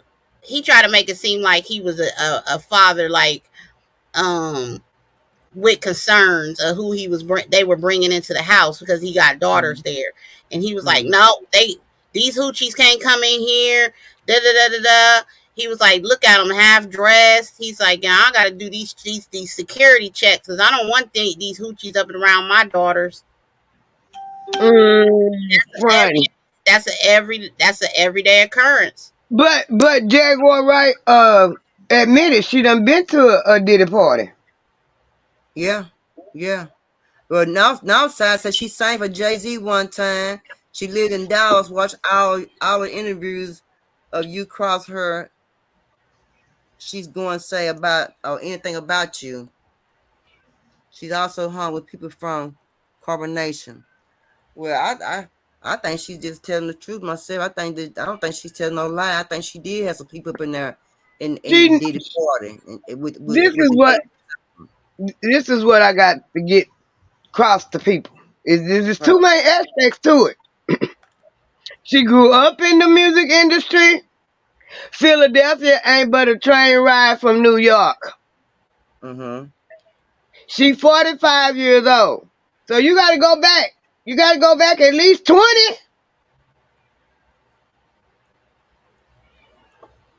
So how would she not know what was going on? Well, she would know what's going on. She would know. That's why I keep saying You know. people They on the want everybody to think she crazy. When they telling the truth, it's the same thing they do to all of them. They do to all of them. And melanated people don't want to believe it until somebody white said, Danny Bonaducci been telling it for years. And he a white boy.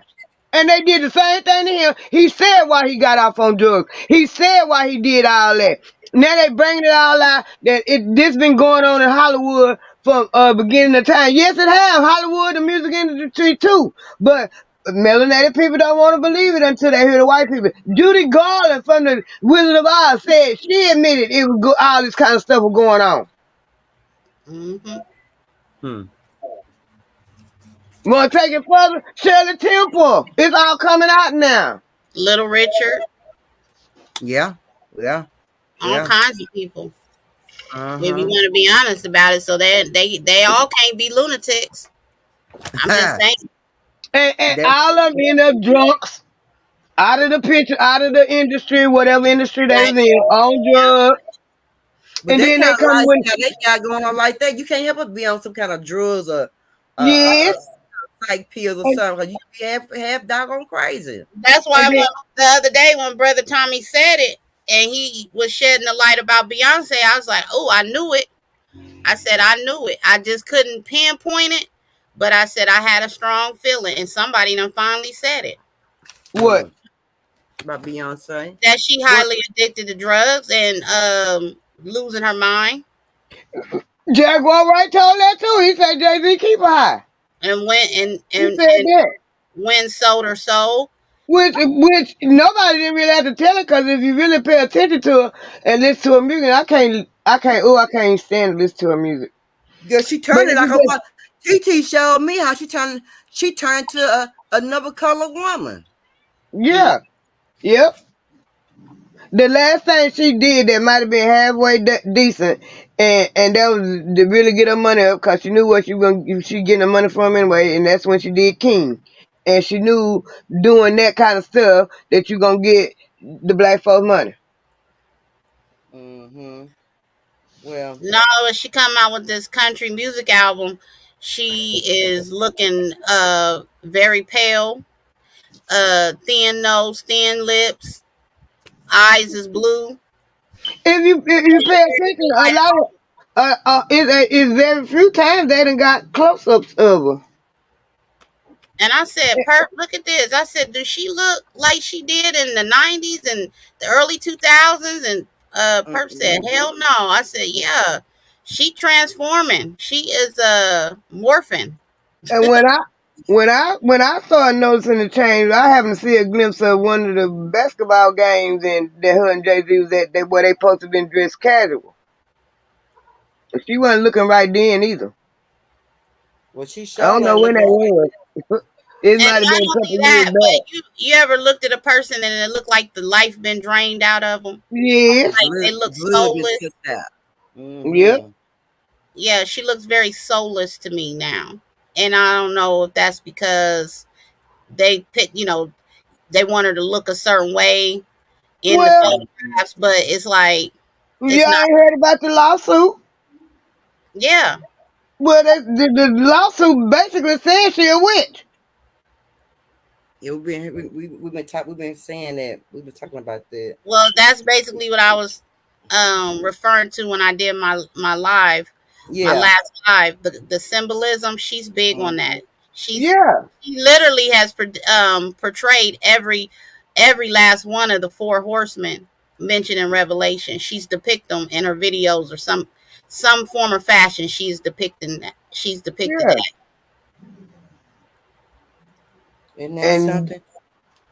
Now that's really, in Shank's terminology, going down the rabbit hole. And if you go down the rabbit hole, you better be prepared to fall hard and fall fast and fall long. And she know the stuff, and she was using it for the good at first. And I think people kept her under the influence so much till she she did sell her soul. I told my mama the other day, because we were having this conversation, I showed her the picture that I showed Perp, and she immediately went with the I word. And I was like, yeah, did you notice that she really went dark on Lemonade?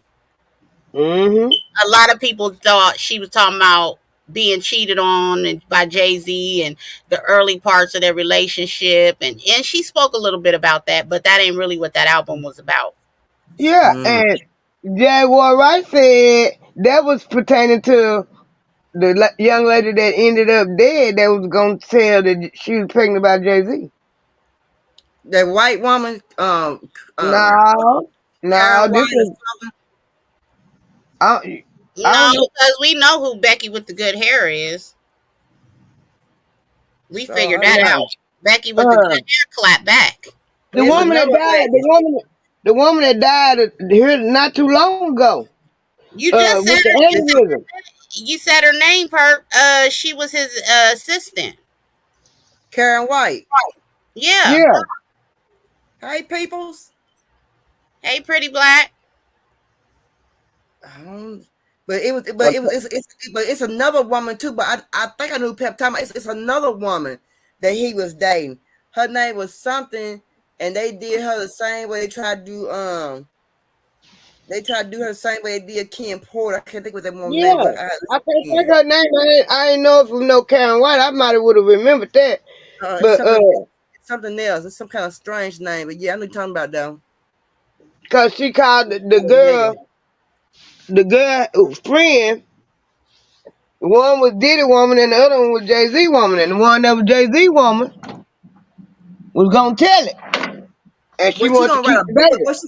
Was she gonna write a book or something? She? It was something. No, she was gonna come out making known that she was having Jay-Z baby. And I think that's why I keep on asking. That's why I keep on wondering was Blue Ivy that lady's baby? I don't know when this was supposed to took place, but I don't know. But whoever it was, the chick that posted, she had an aneurysm, so they said. I know who you talking about. I can't remember what the lady I said her name a while back. I can't remember what that lady's name is. Dang it. It ain't Karen. Right, I read up on two women specifically, but I don't know. All I know is the famous elevator fight between Solange and Jay-Z had something to do with that. And it's just a lot of covering up they've been doing. It is. Let's check out what we all like Nancy Grace, and Nancy Grace talks shit, and whatever Nancy Grace say shit, I say, oh yeah, Nancy Grace right. So let's check it out. Has anybody heard of Eminem? You may not like some of the words he uses, but the man is brilliant. These are lyrics from Eminem, and he says, we can just say, what? I'm like a rapper. R-A-P-E-R. Got so many essays. Wait, he didn't just spell the word rapper and leave out a P, did he? He's clearly calling Combs a rapper. I'm like an R-A-P-E-R. Got so many.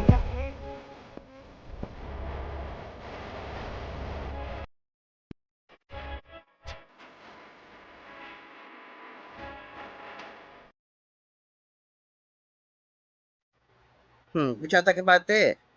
Eminem ain't stupid, and he ain't never been the type to run through that. You know what I'm saying? Run with all of that. No.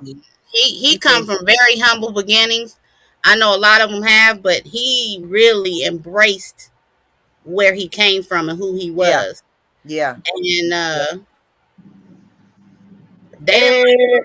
And Eminem, he a good rapper. I like Eminem, but he know how to play his position and his role.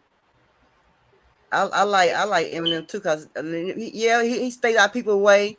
But he had to understand the things that he went through though too when he was small and growing up too. He went through a lot. Yep.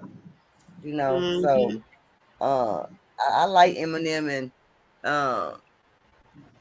I'm just glad that he ain't got caught up at the Diddy party. Shit, that's what I'm glad about. Cause I like old boy. Let's check out Gene D right quick. You know how we are as a people. 10% of your viewers that's watching this don't keep their phone when they go to sleep in arm reach? How is it that there was no electronic products or gadgets around Kim bed? Her laptop missing, her cell phone's missing. This is her say that the detectives did not even view the body in the bed where she died at. The coroner had already removed her, pronounced her dead, and told the detectives that it was no foul play. And if that is true, as I've heard it, and we read certain things on the internet about it, that case need to be reopened.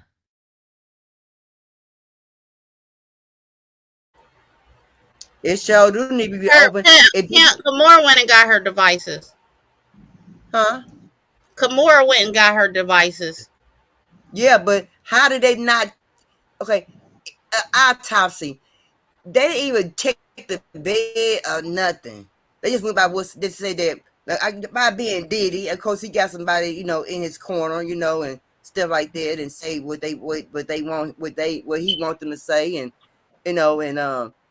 I believe how can they have how can they check anything diagnose anything or anything like that when they didn't even check a bed? Wouldn't it be the bed be the first thing you check if a person get unalive in the bed when you check? I already did real deep extensive research on Kim Porter's death. First and foremost, there was substances in her system that was rewritten in a whole nother autopsy. And I did mention that on my live. I did a 2-part series, if y'all remember. If y'all have paid attention, I definitely uncovered that. Also, in case of an event of this happening, Kim already had it set up who was supposed to be there to come and get her devices. She was already, the house itself was wiretapped, so there was no way they were going to let them come in there and investigate her bed and all of this stuff. You understand what I'm saying?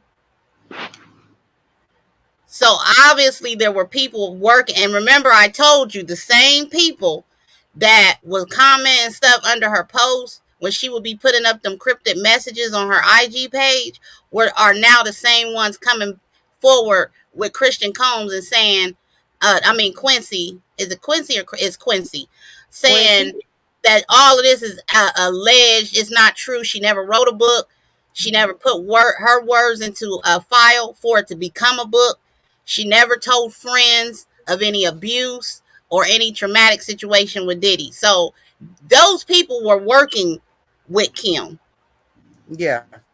They were tightly knit around her and placed there for a reason. And remember, Perp, I told you, you got to dig deep and you got to go down a rabbit hole to get to the truth. You can't just base it off of surface stuff, because the surface stuff is going to get your mind all frazzled to think something else. Right. Jaguar Wright, whoever this lady is that I'm talking about, Jaguar Wright posed the question is that the same corner you used to say that lady had an aneurysm that you used for Kim Porter? Well, majority everybody came alive that did with Diddy, Aaliyah, and all them. They all use the same corner. Y'all, please understand, these people work together. Yes. In order to make this happen and be able to do it and get away with it for all of these years, and then you tying in everybody into everybody else, they got to be working together. They know what to do and say to make it look like that for the media. And this is really steps ahead of all of those inside people, friends and foes that she thought was in her corner when they really was working for Diddy. Because pretty 2 steps ahead of them. It all boils down to money talking, bullshit walk. Those tapes that y'all gonna eventually hear about, Justin Bieber, Usher, all of them when they were there at the camp when they were underage, that came from Kim. Wouldn't nobody else have known that? Yeah, that's what I'm saying. Who got the most money to make it go away, and who got the the least amount of money to hide something? And I'll be sure he even put a statement up on his IG page. He said, when she told me, I told her to go to the feds. Now, do you know how long ago that was? Do you know how many years ago that was before she actually got unalive? Yeah. A long time. We told her that. So that investigation didn't just happen that day. Oh, people think, oh, they swarmed in and they start confiscating stuff out of the mansion and tapes and baby oil and all of that stuff. They've been working on this for decades. That's what they want y'all to believe. That's what they want y'all to believe, that it all happened at one point, at one time. When everybody's, first of all, like I said, I'm gonna ask the question because I don't know. I done forgot. What started the beef with Tupac and the Diddler? The Diddler liked the Tupac. Tupac didn't like the Diddler. That's what I thought. That's what I said. He must have tried to go at Tupac, and Tupac whooped his.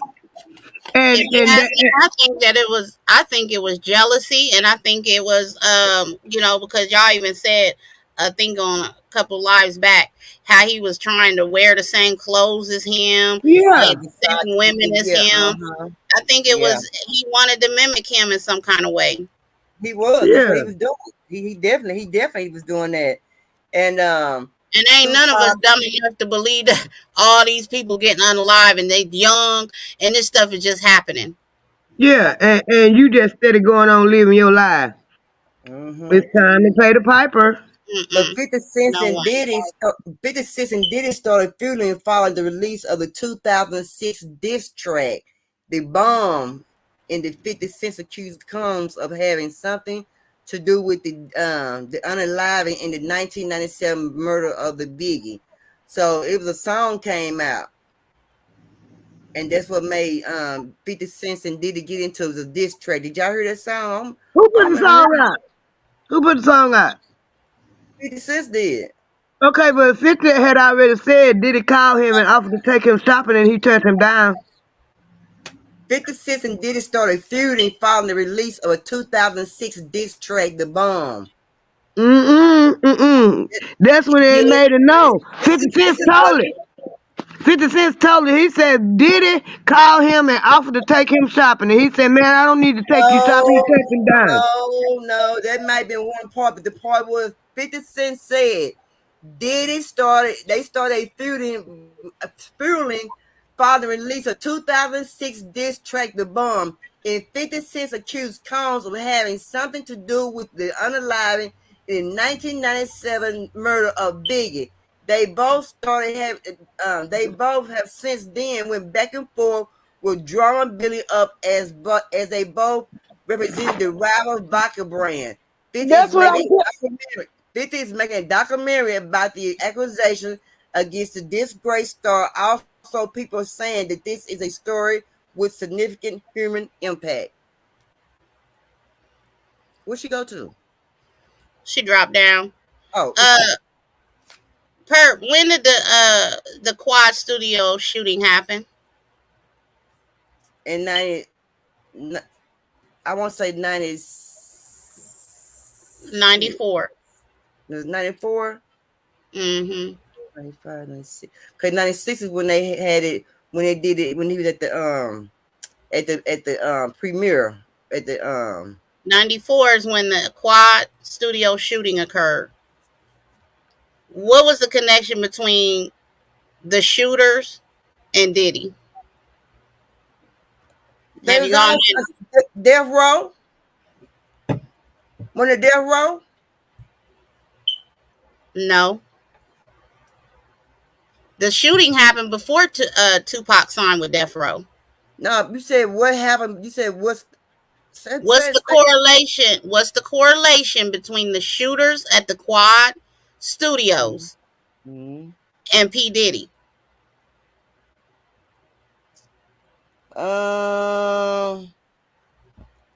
Sure.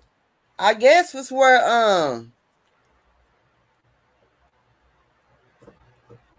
I remember hearing them say something about P. Diddy was on the lookout and they weren't.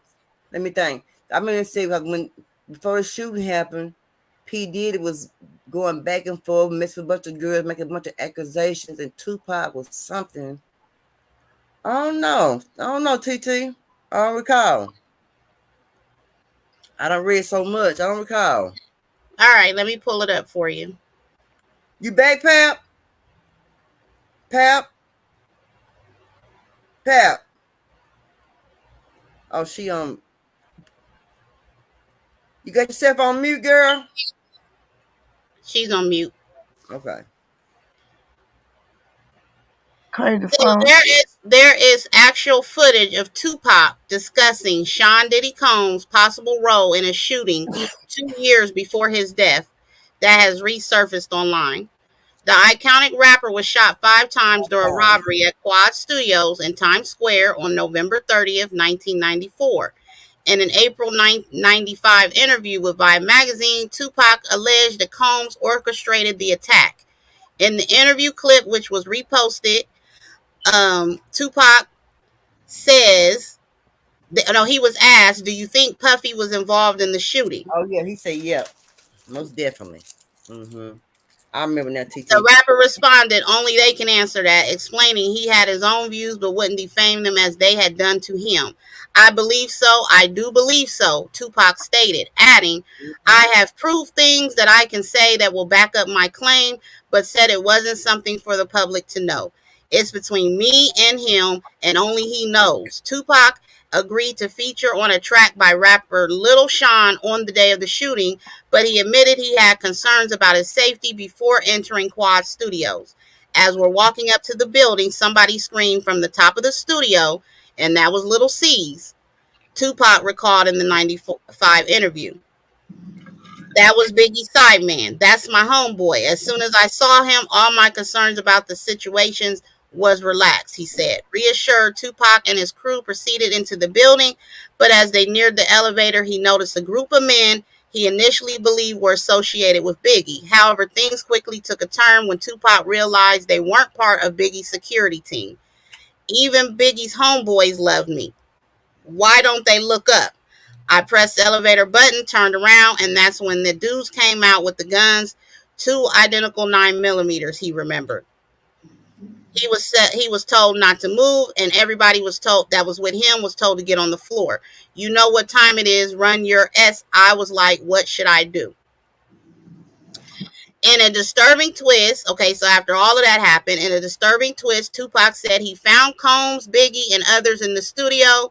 Their lack of reaction to his injuries made him suspect they might have known about the attack beforehand. Nobody approached me. I noticed that nobody would look at me, he said, expressing his growing sense of betrayal. Andrew Harrell wouldn't look at me. I had been going to dinner with him the last few days. He invited me to the set of New York Undercover, telling me he was going to get me a job. So, if you remember, Biggie spoke about the shooting at Quad Studios. He said that once they found out he was being robbed, they jumped on the elevator. Him, Little C's, and a couple other people from Junior Mafia jumped on that elevator and went down there. But Tupac was so much in shock, he didn't realize that Biggie and the other ones was there. Sean P. Diddy, Andre Harrell, they never left that studio. That's right. And when Tupac got shot those 5 times, he was letting people know they can't kill me. I'm still alive. He was talking plenty of shit when he got shot. Everybody knows it. Okay. Everybody has tried to stay quiet about it, push it up under the rug, act like it didn't happen. But if you know, you know. Okay, Titi, didn't you just read that Tupac said Lil C screamed from the top of the building? Yes. Okay, whoever that was that we was having a conversation a week ago said Tupac looked up and all he saw was Lil C. Yeah, before he got in there, he saw Lil C, and Lil C was yelling, "Here comes Tupac," giving the signal. That person also tried to say that they knew that Tupac was coming to the studio that day. They had no idea he was coming to that studio. I do believe Andre Harrell and P. Diddy knew that he would be coming to that studio. Yep. And remember in the video where he supposedly went and to talk to Biggie and ask him what was up? Yeah. And he was always upfront. I never had no reason to set him up. I had no reason to be involved.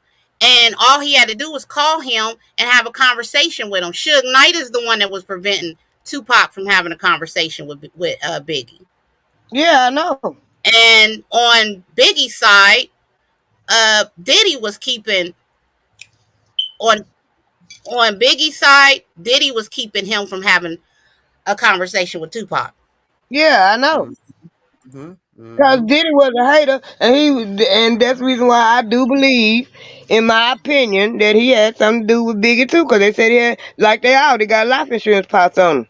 They were just panned up against each other, but them industry people was behind that. Yep. Full force, and the proof is all there. And they had Diddy doing it. So it's like, why not make Biggie the fall guy? What was the purpose of Biggie getting Tupac shot and robbed? What was the purpose? It wasn't Has no anybody purpose. ever figured out what the purpose would have even been? They were friends. The purpose was, in my opinion, he had to move him out the way because he didn't blow up till after Biggie died, and he had that life insurance policy on it. John P did it, right? She's my Tupac. With Tupac, he had no reason to kill. Had nothing. Why would Biggie have anything to do? He had everything to gain from moving Tupac out the way. Biggie did, but they was friends. That's what I'm saying. Diddy had every reason to move Tupac out the way. He wanted to be him. He wanted women. Diddy did, yeah, because he wanted everything Pac had. He wanted to be like Pac. So if this man saying 2 years before his death that he's got proof that Diddy set him up, yeah, why wouldn't we believe that? Why would we keep trying to, you know what I'm saying, throw a monkey wrench in the storyline when we obviously see that both of them had to be moved out of the way? Yeah. Because you wasn't nothing. That's what it boils down to. You wasn't nothing. But Puff. And that was to make some kind And of then, joke. and I don't know if y'all caught it, but I caught it. It sealed the deal for me, especially after I heard that Faith Evans was in love with Tupac, and Diddy threatened her to be with Biggie. That if she wasn't gonna be with Biggie, she wasn't gonna be nothing. After Biggie ended up dead, y'all do this big old show on one of them, the tribute to Biggie. So you don't think 50 Cent have every reason to feel the way he feel about Diddy, knowing what he know? Of course he do. Yeah. Y'all remember the award show or whatever it was right after Biggie died or whatever it was, and Diddy did this whole big old thing, and his main attraction was Faith Evans? Yeah. When they did Missing You? Yeah. And I'm looking at it like, this motherfucker. You know, I'm just thinking to my friend. The correlation, because look who she ended up marrying years later.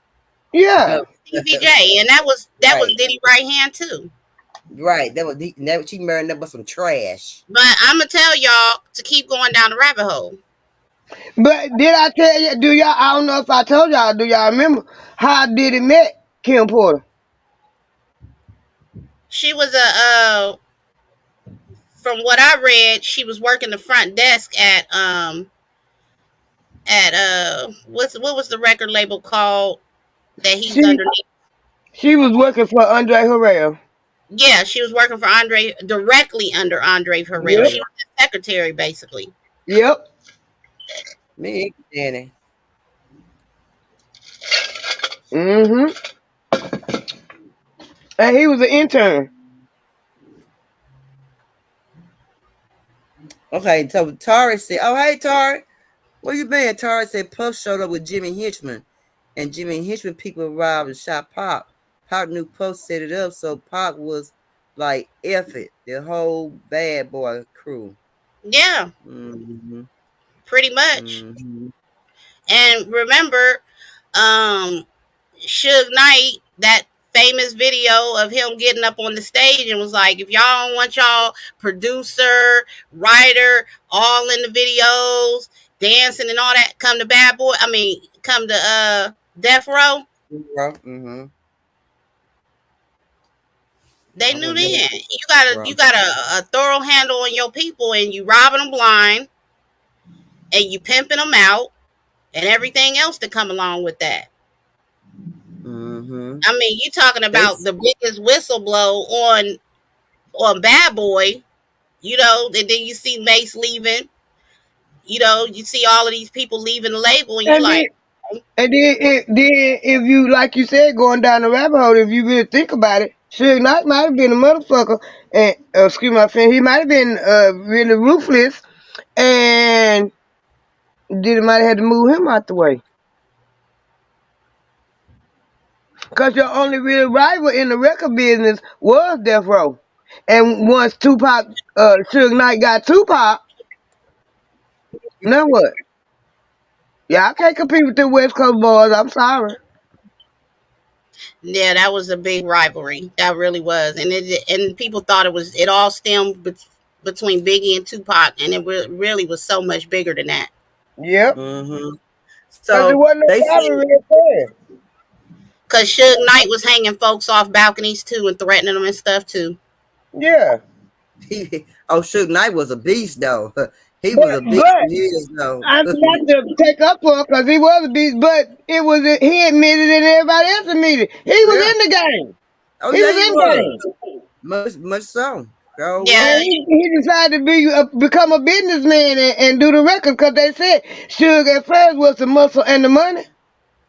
Mm-hmm. somebody, Well, somebody. on that list that they said on Diddy list. Oh, I was gonna say Go was ahead, TT. when the trial occurs, it's gonna be some stuff that blow people wigs back. It's gonna be some information that you gonna be like, damn, and that was in our face the whole time. But I'm telling you, go down the rabbit hole. Go down the rabbit hole. And I mean, even me and Perp, was talking one night, and we was like, I was doing a how you say it, Perp? Wikipedia. Wikipedia. Yeah, I was just putting random names. I was just putting random names, and I'm like, oh, so and so married to this person, so and so got kids by this person, so and so did.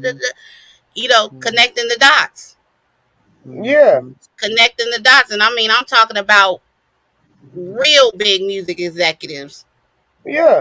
So That's why back in the day, I like to read, and that's why I always did read the Ebony and the Jet, and the little stuff that other people ain't might not stop and read. I'm gonna stop and read it. Mm-hmm. Well, now they saying that they got a list out of people that Diddy put out, and they are R&B singer Aaron Hall. They got music producer Harvey Pierre, actor Cuba Gooding Jr., Justin Dior Combs, Jacob the Jeweler, the rapper Young Miami, DJ and producer Stevie J, singer Caitlin Harper, Interscope Records and founder Jimmy Levine, Universal Music Group CEO Lucian Grange, and there are other celebrities involved with the lawsuit against Diddy. Some are mentioning, but they are being charged with wrongdoing, and some of them are being witnesses, and the rest of them are being are facing separate charges. So it's a lot of people's names is coming out. Yeah. I'm not surprised about Lucian Grain because he when I watched when I watched the interview with him on the Breakfast Club, I seen through his porcelain self anyway. And then I was paying attention that he stepped down from the record company and his son is running it, and that's probably why you stepped down because you knew your name was coming out. And yeah, that's what I'm happened, talking yeah. about Wikipedia, like seeing like people who have married other people in the industry. Like we quick to overlook the fact that a lot of these people are put together for a reason. Yep. That's what I'm talking about, Tori. So They said, let me see. Oh, let me get this right here. My bad. Hold on. I just want Zelly to come home. He all I got. He all I got. He all I got. Wednesday morning, an emotional Kathy Williams pleading for help to bring her son home safe again. 28-year-old Broadway performer Zelig Williams hasn't been seen since October 3rd. During a news conference at the Richland County Sheriff's Department, Williams' family expressing their love for him and sharing why he began dancing. He was a light to our family, right? When Kathy, and some of you might not be aware, Kathy had 3 children, and she lost 2 of her children in 2004, her daughters, in a car accident. And so Zelig was her remaining child. Okay, he is her remaining child, and that is why it's extremely difficult for her.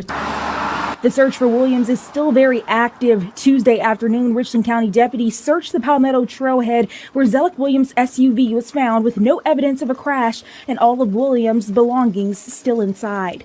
Deputies say a witness has since come forward saying they saw Williams near the trail the day his SUV was found. But that's the last anyone has seen or heard from him. He stopped taking his medicine is the belief, okay? And that would put him in a situation that he would be very, very vulnerable, all right? Because he might appear to be in distress or maybe even in a trance-like state, okay? And it makes him very vulnerable.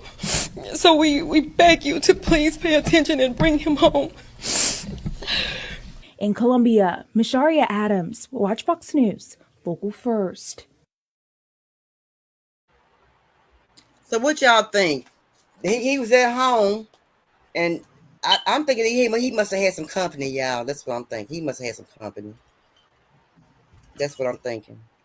It's a possibility because it's very strange to just come up missing and you ain't contacting nobody, you know, close to you. Let them know you okay. Let them know your whereabouts. That's just. That is very strange. That's very strange. My heart breaks for his mother because she lost her daughters and he was all she had left. Yeah. That's really sad.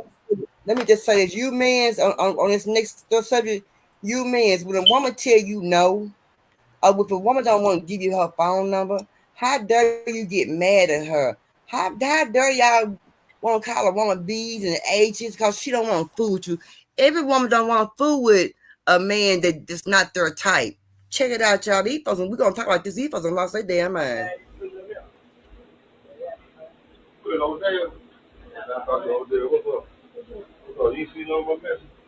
I seen him. I seen him. Man. I can't go. How you gonna pull a gun? All because she wouldn't text him back. What y'all think about that? Man, what pissed me off, he's an old ASSS man, and you gonna shoot at somebody because they didn't text you back. You didn't pay no bill there. You ain't buy no groceries.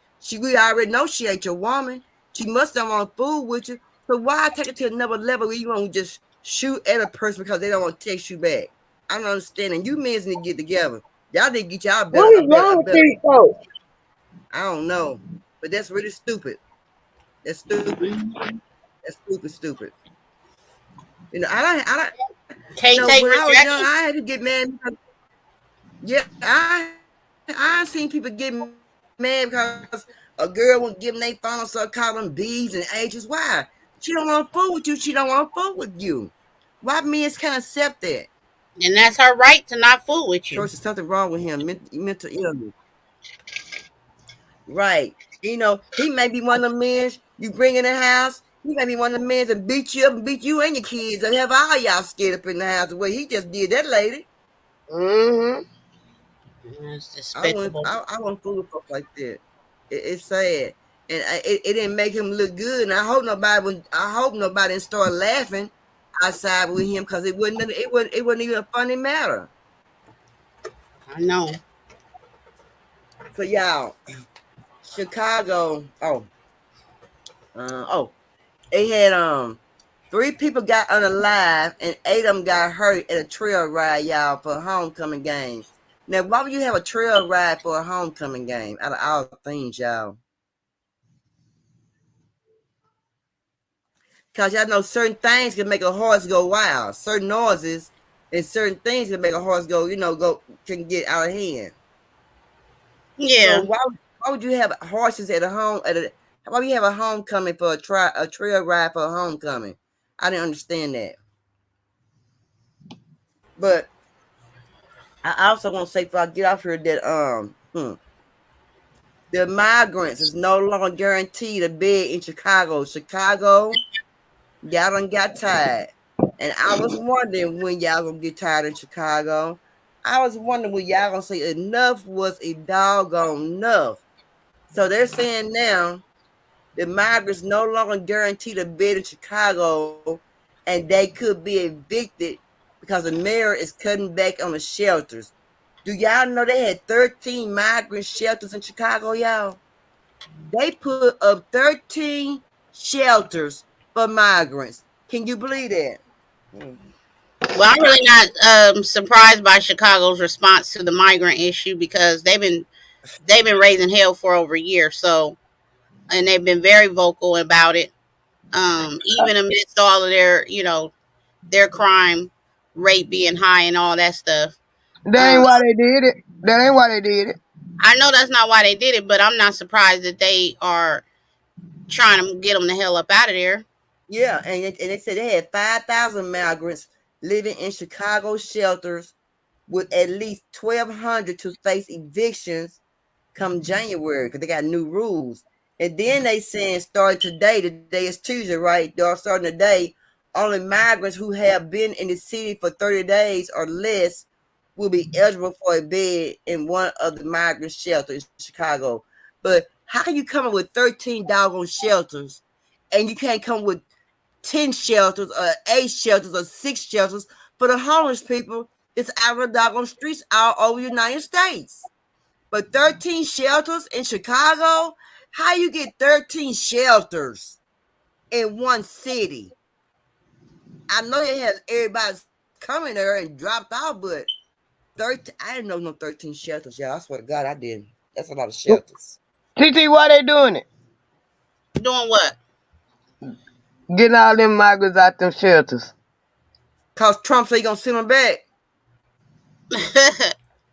Part of the reason. Well, it may be because he said he's gonna send them back, but it's costing them more money to house them in shelters. They wasn't worried about the money first. They ain't why they doing it. What they doing? How much tax money can you put into that, Pat? As much as them Democrats want. They been doing it. They done put over billions of dollars in it now, and we can't get no reparation. They moving. And they trying to get that vote because them black people is animate about not voting for them Democrats. And it's too late. Y'all wait to the last minute, and then they talking about they gotta leave in January. Y'all wait to the last minute, a week, 2 weeks, 3 weeks before election. And now y'all want to do something about the migrant crisis? And they know how them black people up there is feeling because they not hiding it. They been showing out.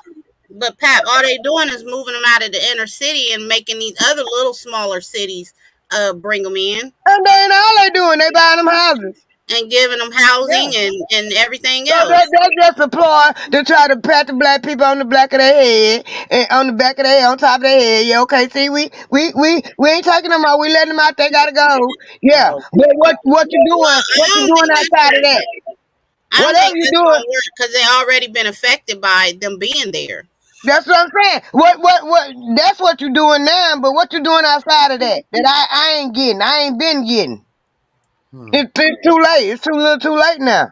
They still taking over all these other little cities and migrating into these other cities that is poor and broke and ran down and taking over whole apartment complexes and everything else. They going back it the wrong way. The first thing they did wrong was enter their prison system over there in Venezuela and brought them prisons over here to the United States. They know that we already in the United States have a hard time already with economy, find the outlets, so you gonna bring some more people over here. But And who not did only that? that, hold on, the Democrat, but not only did you do that, my part is you gonna give people our Social Security money that we've been here out. I done worked since I was 16, 15 years old. You don't give people Social Security money, our Social Security money. You give them houses. Hell, I want a house. TT want a house. We all want houses. But wait a Them minute. Venezuelans ain't the only one. I know Them you give them Venezuelans ain't the only ones $9,000. getting our money. The You Ukraine's give them getting our money. hold on. You give them $9,000. Then you turn around and give them an extra $1,000. I mean, on debit cards. What about us, pal? What? My whole point exactly. That's what I'm saying. And that's the reason why they doing what they doing. They trying to get them votes because they know black people is fed up with the Democrats. You done. You might got one more time to raise your hand and act like you did it. But this, I think, in my opinion, is the last time that y'all gonna slap us in our face and then turn around and tell us to kiss you behind. Let me tell you something. I don't know, but this gonna be But one hell of a race. what is the argument? What is the argument now? You cannot come to me, the average black person that's fighting for reparations on a lineage-based thing, not race, not no black people. We talking about lineage. You can trace your lineage back to the killing fields of the South. Now, where you gonna tell us ain't no money at now? You can't come to us with that ain't no money because you've been handing it out to everybody. Don't come to us with no study, because y'all just did y'all study right there on them immigrants, studying how you going to hand them the money. So study the same way how you going to hand me mine. Well, I'll tell you something, sister. We're going to get rich. Let me tell you something. Before we get our Social Security money, we're going to be working again. We're going to have to get it. Who going to be working? Ain't gonna be no damn Social Security, girl. Who gonna be working? Not on her. Pop said not on her watch. Who gonna be working? I'm already fighting for mine because I don't care who listening right now. You handing all these people my money that I work for. You handing them my money I work for. That's my Social Security and my reparations. Because I work for that. They didn't work for that. And I'm starting my job right now and letting everybody know how I feel and getting everybody to understand what them people is really doing. Because you taking my money. I've been working since I was 17 years old, too. Well, I mean, damn, we can't blame her for being that upset about it, though, because perp, that really is, that has been a slap in our face. We ain't even got no bill. Yeah. And then on top of that, all this time I've been paying Social Security, I'm paying Social Security disability too. I have a stroke, lose my eye, and you tell me I ain't got no disability. 46 years old with 2 eyes, and then you wake up and you ain't got but one? That is a disability. Well, you can get ready. They finna start cutting back on Social Security. Gonna start taking people, grandmas and grandpas off. These people 75 years old, 76 years old, their ass is gonna be back on somebody's job, y'all, because they mess with the money. So Because they want to sit on their ass. That's one thing about me. I'm gonna fight for what's right and I'm gonna fight for what's mine. And because they want to sit on their ass and don't fight for it, because I ain't gonna be one of them that ain't gonna fight for it. Anybody that'll listen to me, including them. They called me yesterday on the survey who I'm gonna vote for. Did I vote for in 2020? No. Who are you gonna vote for this year? I mean, are you planning on voting for this year? No, I'm not planning on voting this year because ain't nobody up there talking about what I want to talk about, and that's cutting the check and giving me my money. And I don't appreciate all these migrants over here taking my money, and I ain't giving a damn about no abortion because I want black babies born. That's our future. I'm mad because the fact that it's people even before me that's older than me who's getting Social Security. They should be having them a house. You giving these people these houses and stuff, our money. Then you tell us you go and take out the ACP program. You can't get no free Wi-Fi, no free cell phones. You cutting back on food stamps. You ain't open the Section 8 housing leases up. And that's crazy because over half of the population been at home working since the pandemic. So you affording them issue with even being able to go to work. Well, the Supreme Court said that they can fine them and charge them for being homeless if they ain't homeless in public. Where the hell else they gonna be homeless if they ain't in public because they ain't got nowhere to live? You better say it. That swept through Tent City and made all them people go to jail. Yes, and when And then, and they threw and then, and they threw some of their stuff away too. Hold on, and then come the on. guy, I gotta save all this energy for the debate because yeah, it's gonna be fired up. I can't wait. and then the guy, I'm gonna get mine in because I'm gonna have to hit y'all Sunday night. I'm gonna be busy this weekend, my anniversary. And then on top of that, I'm reading articles every day because every time it's something about the homeless, I'm gonna read about that. The vast majority, which we already know, is us, melanated people. So now, since we know about y'all conflict leasing and y'all 94 crime bill, y'all gotta find another way to lock us up. Y'all don't give us nowhere to live, but you let all these other people that ain't from America up in here and live, and then you wanna lock us up. Cause we ain't got nowhere to live. Shit, why y'all won't give us nowhere to live? We're American citizens. We are Americans. They ain't. And Trump right when he say make America great again. Shut that wall down and give American people what they want and deserve. And cut these taxes for everybody, even the little man and the poor white trash. I love it. You cut the taxes for them, help them out too. I ain't that heartless. But give me what's mine. But let me tell you something. But let me tell you, I hate to tell you, sister. Either party, neither party is worth voting for. Trump talking about the Social Security, this and this and that. The other side of the party talking about LGBTQ, HIV surgeries and putting this money out there, and they worry about the black man won't vote. The black man don't need a vote. If the black man confused about who he need to vote for, and he figure both parties ain't gonna be right for them to vote for, a black man don't have to vote at all. He don't have to black for they vote with that woman because she's a black woman. Why do we have to vote for somebody because they black? Hell, I don't have to vote for nobody because they black. Didn't I tell y'all that they got the same old playbook? They ain't got no new plays. Didn't I tell y'all that? They knew that the baby boomers, you can put a black face, as long as they see a black face, because the baby boomers come out of segregation right there in the middle, all of us teenagers, 20s, and then in segregation. So you put a black face in a high place, okay, but the Gen Xers and below, we gonna dig. You a black face in a high place and you ain't doing nothing. I'm still over here hungry. Oh, wait a minute, y'all been singing this same song for 60 years. When you gonna put some more beats to it? When you gonna take some words out and write another song? They all They all sing the same song. The And Democrats you can't put no black face in high places with us. Too much information out there. We did go to school. We do know how to read. And that's the problem. A lot of Gen Xers will read what's on the internet. It's some young folks. Yeah. We don't gotta watch no video. We'll read what's on the internet. Yeah, I read before I watch a TV. I read. I read. I like read. I do a lot of reading. You gotta take everything they say at face value because they really changing up the words, but they've been saying the same thing for decades. Yeah, they're changing up the words, but you gotta learn the code words. Cause they use all the same code words.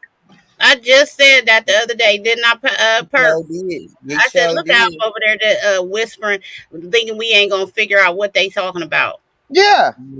Yeah. And cause that you right. Why do a black man have to vote if he don't want to? Why do a black woman have to vote? You ain't got nothing to complain about if you don't vote. I got plenty to complain about. That's why I ain't vote. Ain't neither one of them gonna do nothing for me. Why does it matter when they don't want us to vote anyway? They already tried to.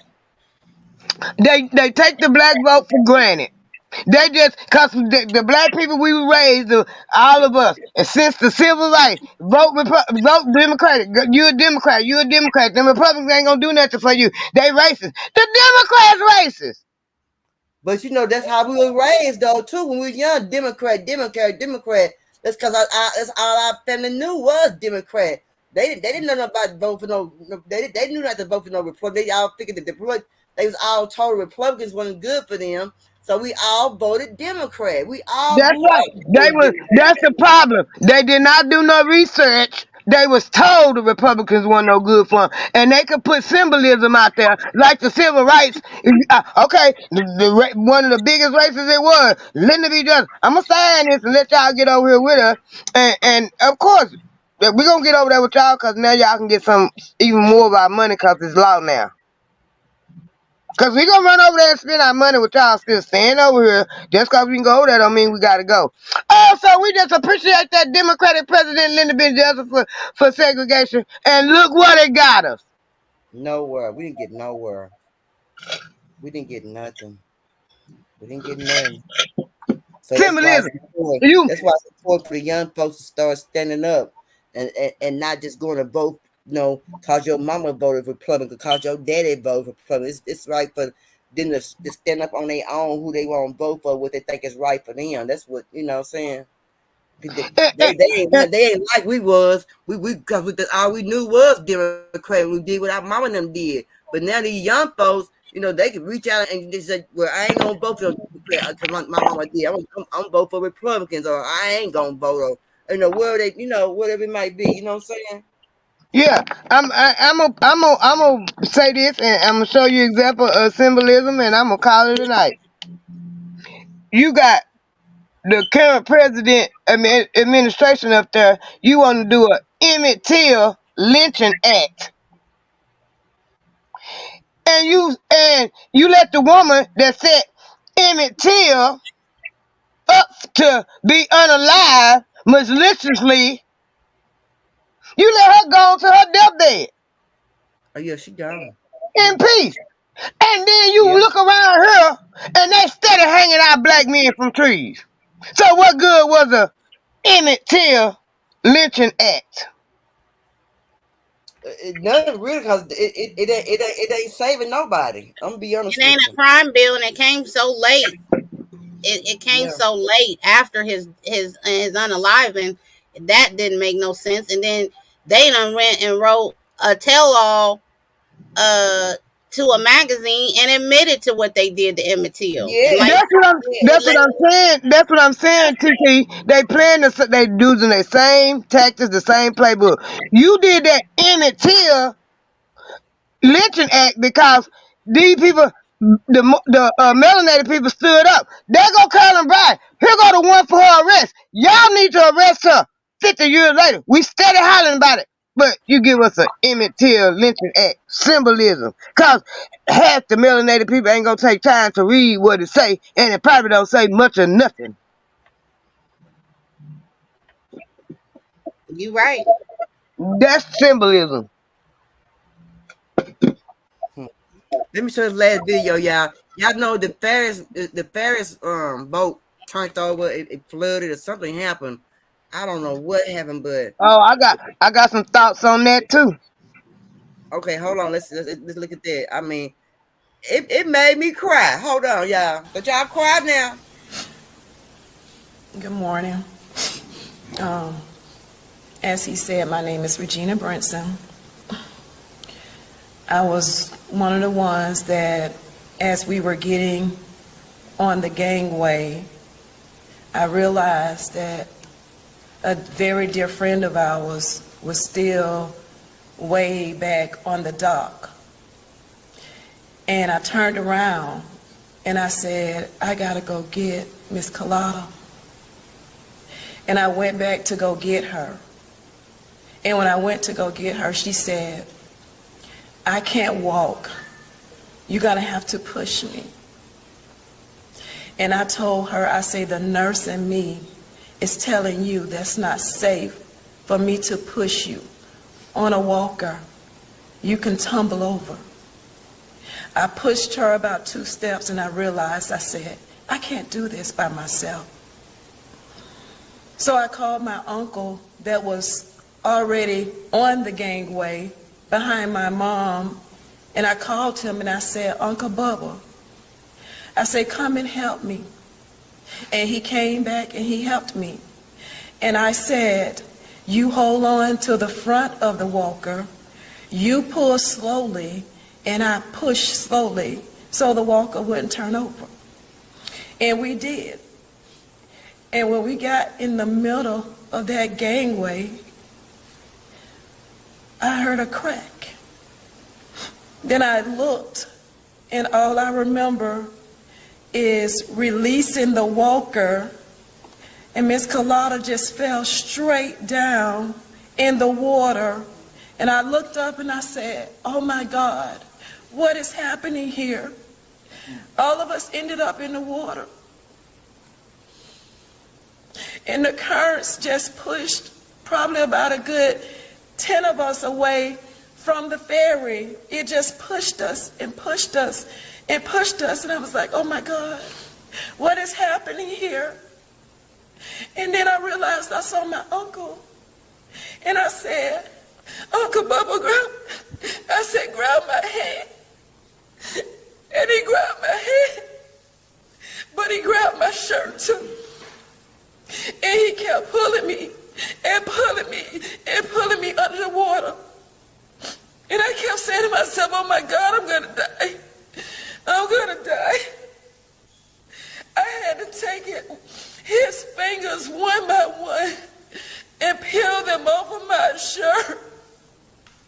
And I floated back up to the top, and I saw his face, and I was like, oh my God, what did I do? What did I do? And he floated by me. I was like, what did I do, Lord?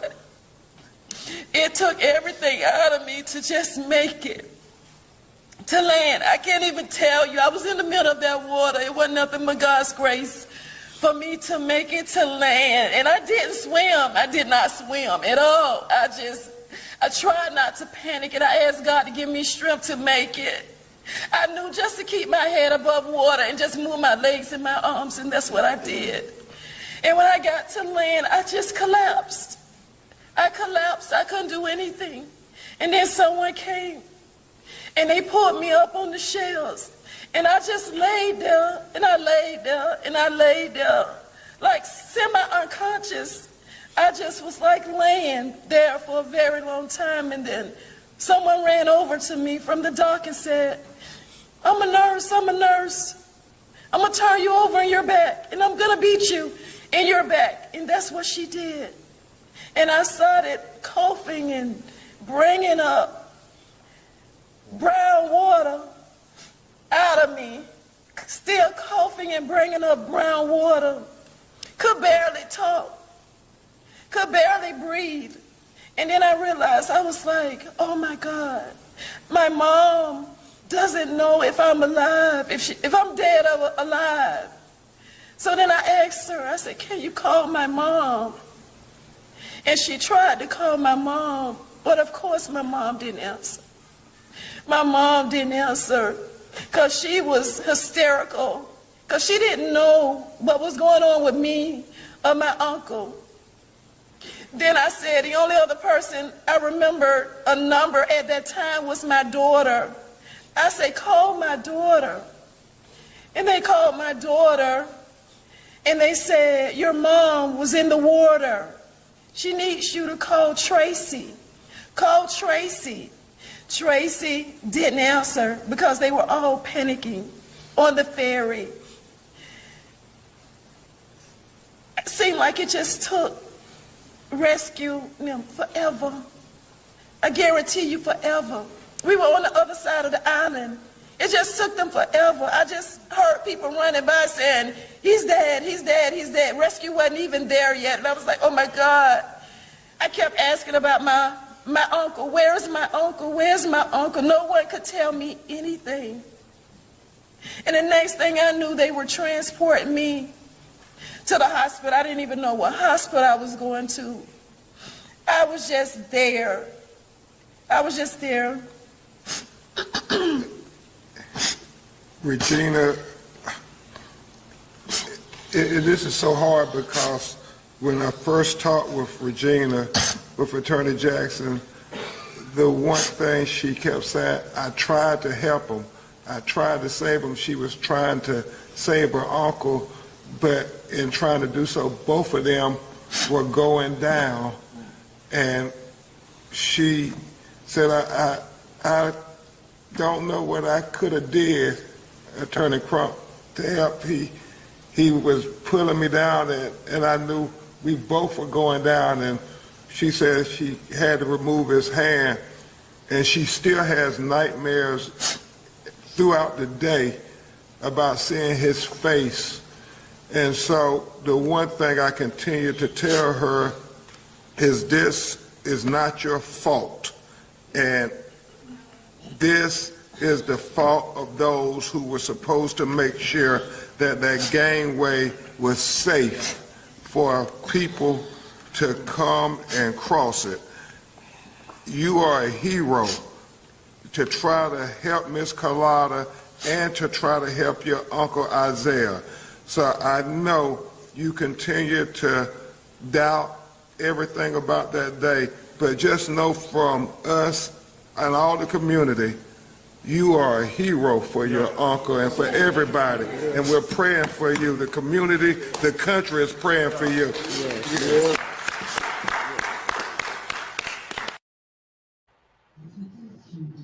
Man, that's deep, y'all. Man.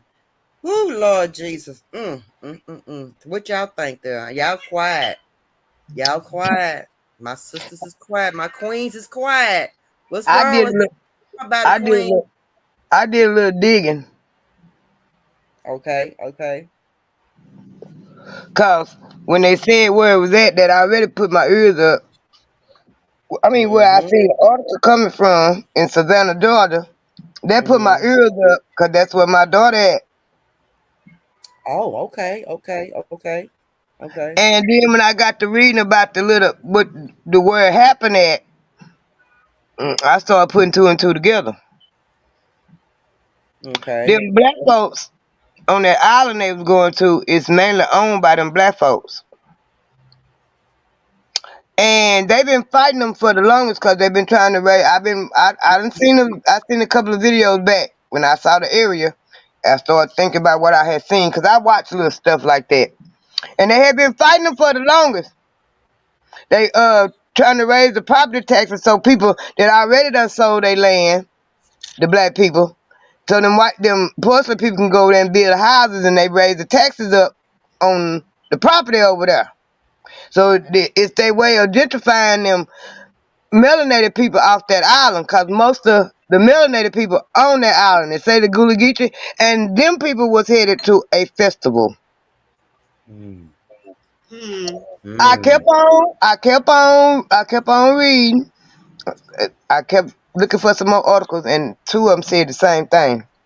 The people on that island had sued them to fix that because it wasn't very safe to begin with, so they could have more access to the city. When did they fix this?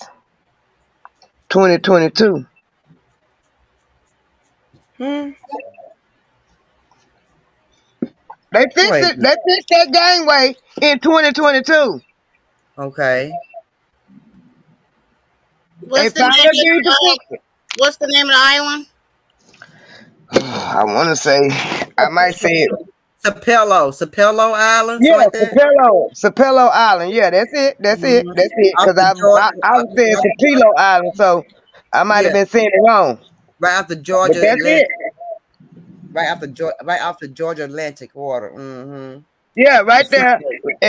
I'm assuming is right there by Savannah too. Was there a documentary on that island? Nah, I don't think it was a documentary I was watching. It was like anytime I see them old people fighting with somebody about their land, the old melanated people, I stop and look at the videos. No, there is a documentary about it. And remember the two brothers, Marcus and Jonathan, and they put them in jail? Oh yeah, okay. But that might have been where I seen the documentary, and I seen some YouTube videos because I remember watching the black lady they interviewed. They was talking about how the people, it wasn't that many people still over there. This was a YouTube video I watched. I know it was a lot of black people over there, but most of them had moved out. And but the land they've been owning that land ever since after Reconstruction. So And do most of them had moved. they want that land or something? Do they want that land? Yeah, they want that land so they can build beachfront houses and hotels and bed and breakfasts away from there and raise the price up on the taxes. And that's why the black people that still live there and still own land there was fighting for it. Yeah, you can watch clips of the trailer on YouTube, but the documentary aired on PBS in 2022. I did see the whole documentary. It is a very sad story. I want to say this right here. Y'all get yourselves some training in swimming. Get some swimming lessons, y'all. You know, that's one thing a lot of black people is lacking is swimming. So, turn it on. Last button. Yeah, I'm serious. Swimming. We lack in swimming, y'all. We lack in what's the first thing I tell you? Don't get out there all that water. It's too much water to drink. Am I wrong? I seen I seen a video where they was talking about what really sparked that, why so many black people that don't swim or don't know how to swim. And they said what it was, they would take the kids and throw them in the water. During slavery, they was alligator bait. I ain't heard this. I'm listening now. My ears are tuned because I ain't heard this from him. Or they would threaten to be thrown in the water as alligator bait. Cause they said of course we good at everything. We was actually real good swimmers. And they were threatening the little kids and they was taking the women babies and using them as alligator bait. So therefore it came on up through us to be real with water. But when you done seen people black people that boy in Alabama, he swam across that water over there, helped that man, didn't he? He sure did. But you know, I just know that we was always told, and I even hear while a little girl, and you done heard too. You know, don't get in all that water. Too much water to drink. Don't you go out there get in that water, you gonna drown. Stay away from that damn water. Get out that water. What did you tell you? Even get a bath, don't run too much water in the bath too. Don't get too full. You know, that kind of stuff. It kind of like it's stuck in our mind, and it kind of scared us when we were little, and it's stuck in our mind. But it's important, my black people, for us to learn how to doggone swim. Everybody in my family knows how to swim. Them boys in backstroke. Them boys be my brother and my son Gavin. Oh, Gavin can swim like a fish, y'all. Gavin can swim, baby. Backstroke, baby. I learned how to swim when I was 6. I had an older cousin. She threw me in the 10 feet. My older son can stroke. Both of my sons can swim like fish, cause when they got to the point where they want to learn how to do it, if they acted like they want to learn how to do it, they daddy chunked them in. Yeah. So TT, can Lily swim, TT? Yes, she can. She took swimming lessons, right. and yep. That's something for her. For her, it's like riding a bike. She ain't never forget. So how long? She took swimming classes, or you just taught her yourself? At 4 at the YMCA at 4. Amen. And it just resonated with me because I had, like I said, an older cousin. We lived in an apartment complex. My parents lived in an apartment complex it had a big 10-foot pool, and she just threw me in, y'all. I was like gasping for air and had lungs, but yeah, she was like, only way she gonna learn is if she just throw her in, and you know. She that's how I learned how to swim too. Me and another one of my friends, she lived in an apartment with a pool complex, and we would be sitting out there with our feet in the water when her husband, and at the time my first husband, they would come home from work and just throw us in the water, and they knew I couldn't swim. She could swim. Yeah. I couldn't swim. And I was friends with kids in the neighborhood once my parents moved and bought their first home, um, that went camping and stuff like that. So we were swimming in lakes. I mean, it wasn't. I didn't just get my experience from swimming in, Olympic sized pools. I Yeah. was swimming in lakes and, out there in the open water. So I'm not afraid of water. My mama, when we go to the community rec center, she'll just get in the little jacuzzi, and she like the water to beat on her back and stuff like that. But Yeah. we in the water. I mean, and we in the deep water. Yeah, that's how I I learned. learned I started swimming till I was like 17 years old because I like just to watch the boys out there in the pool. They be fine. They be fine in the pool, baby. That boy be glistening out their bottom.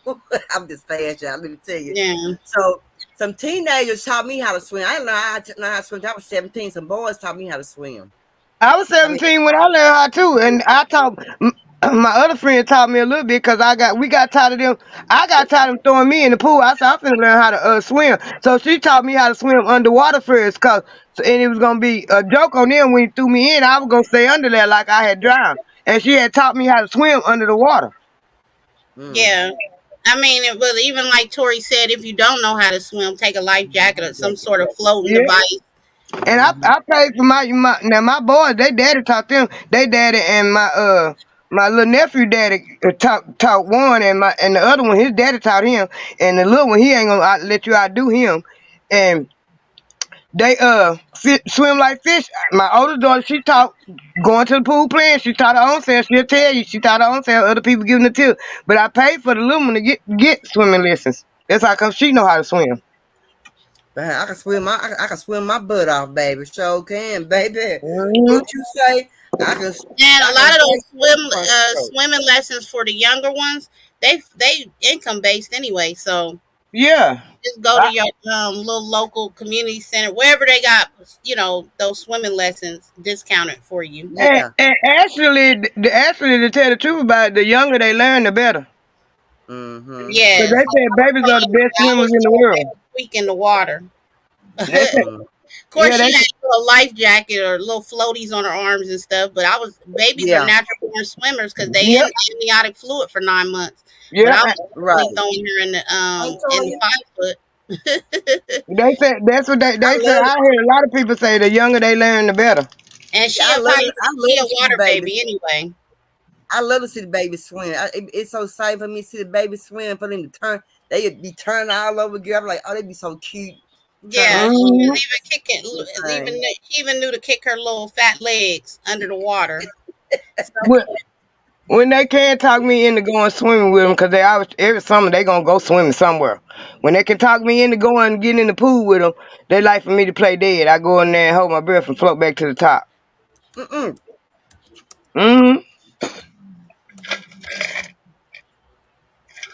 Yeah, I like. I mean, but if y'all heard me, like Tiki says, they got income based classes, and you put them kids in some swimming lessons, because there should be no reason why they shouldn't be able to swim. I'm telling you. I'm glad that she was able to float.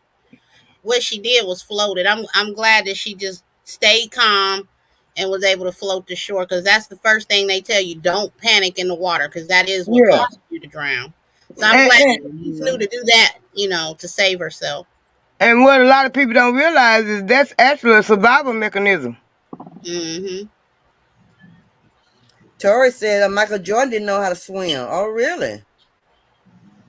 See, everybody need to know how to swim. Everybody, I'm telling y'all. When this summer come, before the summer come, just go calling around about the programs and just go ahead. Like Titi said, some of it's income based, and just go ahead and do your application before summer get here. Because when soon summer get here, some of the programs be already full or ain't taking you gotta get it early. You gotta get in that start early, y'all. Don't wait till the last minute, but get them babies in there. Get them babies in there. You know how to swim and have fun. And believe you me, you just never know when they might be using swimming ability to save someone's life. I don't know about y'all, but I had surgery on my knee. I tore my meniscus in my left knee in 2017, and I had to get repair surgery done on the damage that had been done on the inside of my knee. and I had to go do 6 weeks of therapy. Well, they started me off with water therapy. And I was so tired of driving to Gehenna every day, every week. I started doing flips in the water. She was like, "Yep, it's time for you to go on the land because you ain't you supposed to be doing all that." But I'm a water baby, so I'm gonna be in there. Yeah. I'm gonna swim. You know what I'm saying? I Yeah. had to show her. Right.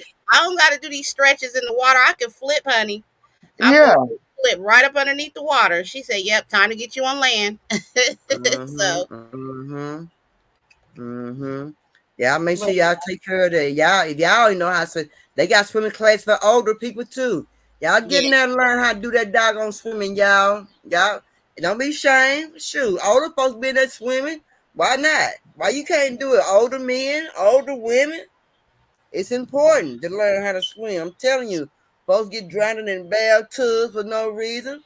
People Yep. mess around at the lakes and the at key the is to lakes. learn how to hold your breath under the water. That's the first thing that you got to learn how to do. Once you Yep. learn how to do that, you got it.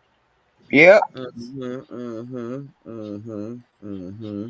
But y'all don't be putting y'all kids up there getting not so yeah, y'all get into them classes for this summer and y'all get the young women this summer and teach them how to be young women. And y'all mothers get yourself together, get y'all dogs, get y'all more better, close relationship than what y'all got. Y'all women quit moving these men in y'all houses, unaliving y'all and unaliving the kids and beating the kids up and beating you up.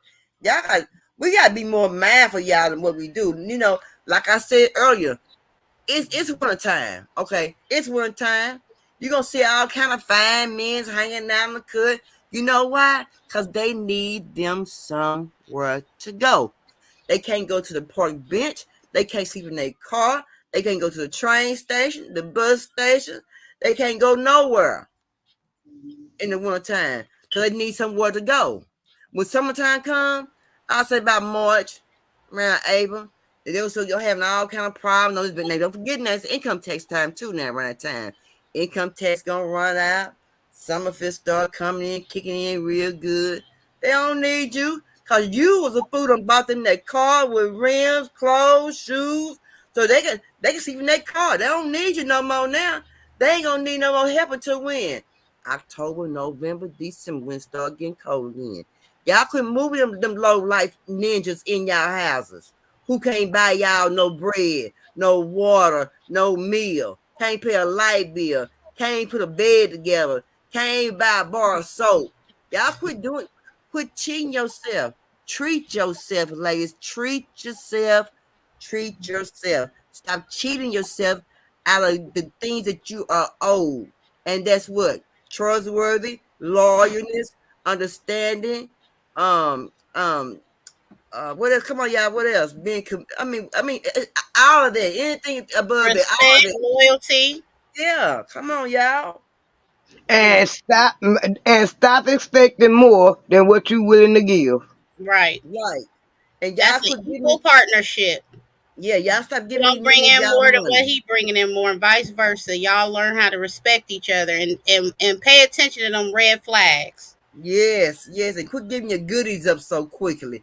Quit moving a man in your house within a week, 2 weeks. You're giving up your goodies the first night, the second night you're giving your goodies up. You know, y'all gotta cut that out. Now, I'm gonna change subjects, and please forgive me, but it bothered my spirit. Oh, it bothered my spirit, TT and Pap. So today, but last night. I was in some bushes, and Eve had got beat up on, or whatever they said, whatever, allegedly. And I just kept on hearing her making excuses up. Mm. That is a woman. It's just to me. She kept making excuses up. The woman who makes excuses up like that, y'all, she's a woman who would, she's a woman that would continue to get beat on to her last damn breath. You understand me? Because she's going to stick up for that man. I heard her saying things that was pertained to domestic violence. Mm. And I also heard her she started getting on other people when they were saying stuff. That let me know right then she likes her ass whooping. And I'm sorry to say that. And I can say that because of the fact that when a woman continue to try to take her for a man, he undid this to her and did that to her, and done put his bruise, done beat up, put a bruise on whatever he may did to her. You still take a blood for this man. That let me know you are weak. You are a weak woman. Again, you are a very weak woman. Let You me are the just kind of slide woman. in. Let me just slide in and just give my opinion on that. And I don't know the story because I don't listen to a lot of that over there. But anyway, there are real domestic violence survivors, abuse victims, living this real tale, going through it every single day. So I don't respect the motion of coming on the internet, social media, um, exposing a story if that's not the story. Mm-hmm. For one, people are really going to pay attention to, do you keep taking this person back? Are you seeking justice? Are you reaching out to law enforcement? Are you getting involved? Are you calling that 1-800 hotline number? People going to start paying attention to that. You can't keep using that as a storyline and then there's no repercussions behind it. And it just really puts a dark shadow over people who are really going through that situation, that those type of situations. And I think that we as women, and I'm not, discounting men because men can be survivors as well. We've seen it in full color TV. We've seen it, but just speaking from a woman's perspective, we want to support each other in these situations. We want to be there and be advocates and things of that nature. But it's really hard to do that when, for one, you don't know if it's true. For two, it seems like they're making a mockery of it. And for three, if, like I said, there's never no repercussions. So y'all stop doing that. Yeah, it's terrible, and women quit making excuses for these men when they start beating you up and stuff like that, and calling you out your name and hitting you, spitting and slapping you. That's our abuse. Quit making excuses up. Leave. Call 1-800-799-7233. But not only get you some friends you can depend on and things like that, because sometimes it gets so bad to where if it gets so bad to where it comes to unaliving one of your partners, it's time to go. It is time to go. It was time to go when they put their hands on you. When they first hit you, it's time to go right then. You know what I'm saying? But it's time to go and time to move around and get you some protection or protective what you call it, protected what am I trying to say, y'all? Protected order against them, y'all. Protection Um, order. And yeah, Perp, everybody's story is different, and I yeah. respect that as well. It's just, it's not funny. And then they quick to be like Cash App, asking for Cash App donations, and they putting themselves in these situations. Mm-hmm. It could be just as simple as not opening up the door, not Mm-hmm. answering the phone, not Mm-hmm. texting back. You know what Yeah, I'm saying? And I yeah, know people like, oh, but when it comes to love, that's hard and it's not. I get it, right? they do. But Yeah, how many times do you have to come on here, bearing your soul on these situations, and then these people looking at you like, we don't even know if that's really what's going on. There's no right, proof. It's right. her word against his, or it's his word against hers, or you know what I'm saying? Like, Mm-hmm. it's not funny. It's not a laughable moment. It's not a joking matter. I think about Mm-hmm. the women who have lost the men and women who have lost their lives behind Yes, Jesus. domestic Yes, violence. Lord. Yes, you yes, know. And yes. shout out to Perp and shout out to Miss Parker because y'all doing very well. The very few people that do speak on it, the subject, y'all bringing content on it, bringing awareness, bringing resources, information. I appreciate y'all for that because it is a lot of women that don't know where to turn and a lot of men that don't know who to call.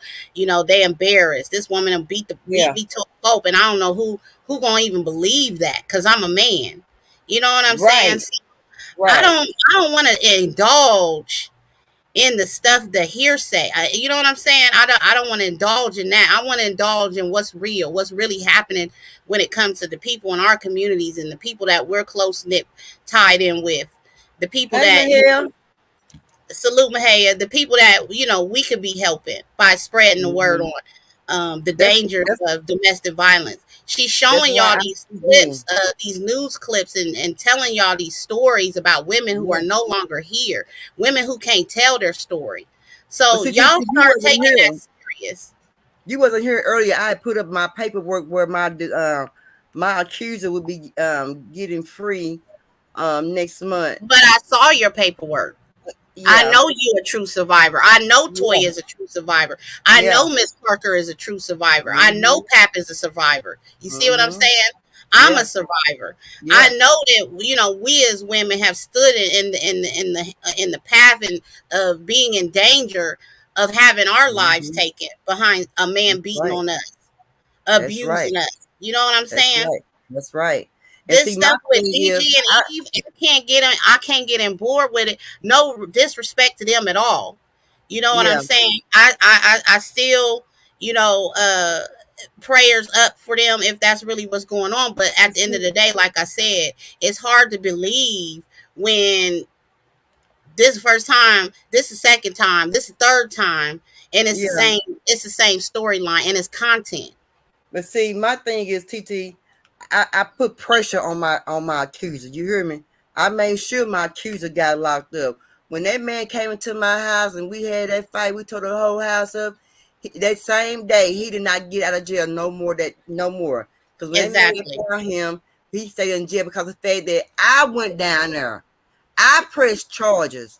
I didn't go down there and say no. I don't know him. I don't know who it was.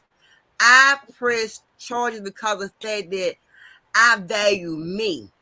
I value me 100% as a woman, as a mother, and as a person. And And I guess knew what? I didn't deserve to get beat up on. And I knew that I wasn't raised to be getting beat up on. And I wasn't raised in the domestic violence, in any kind of domestic violence in my life. And I always said that if a man puts his hands on me, I'm going to press charges because of the fact that he had not just hurting me. If I let this man go free, he can go hurt another woman. He can go Exactly. hurt a That's kid. what I was just about to say. Yep. If it wasn't you that he took out, it could have been the next person. So you owe the next person that he come into contact with. Yes, I owe that to the next person. You I owe that owe to the that to next the next person. woman. Yeah. And I did it. That man called me on the phone in jail. The judge had to tell that man, put him out of cell, tell the man, quit calling my phone. He was making it worse because I wasn't gonna drop no charges. Even if I did drop the charges, TT, the state of Texas had the right to pick those charges back up. Right. And I knew right from wrong, and I knew that I didn't deserve it. I wasn't brought up in that kind of environment, and I just wasn't gonna let that man get away with that. And I wish a lot of women would feel the same way that I feel. Don't let your accuser or your abuser get away with being you and doing you like that, where he can go do it to another woman, and that other woman can be done much worse than what you was done. She make it even get unalive in the situation. And when the whole fact of the story is, you had your hand on that person at that time, and you could have done everything you could do, and could have had that person locked up where he could not have done what that would have hurt the next woman that he may have dated or may have liked. Yeah. He telling the truth. You know, so we got to think about things like that, even for men, not just women. You men got to think about that too. You got women to start cussing you out and hitting on you and pushing on you, and no, you got to take certain things kind of serious sometimes because those things are called abuse too.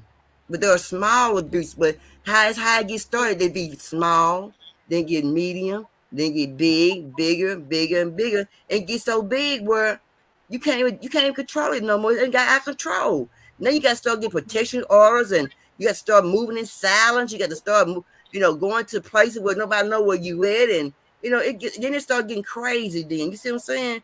And so you don't want this to spill out of control. You want to get a hand onto it right then instead of waiting to the last minute. That's why I say don't be playing with nobody when they be pushing you and hitting on you when you know they're really serious. It's not a game. It's really a serious thing. It get hurtful. Even words that be used toward you, the abusive words can be very bad towards you. I mean, everything can be abusive to you now. So I just tell everybody, don't take life for granted. Don't take, domestic violence for granted. None of that. And the second part that bothered me today, you have to give it our money to everybody but us. Trump's going to get. Another thing I want to say that I don't think you seen it, TT.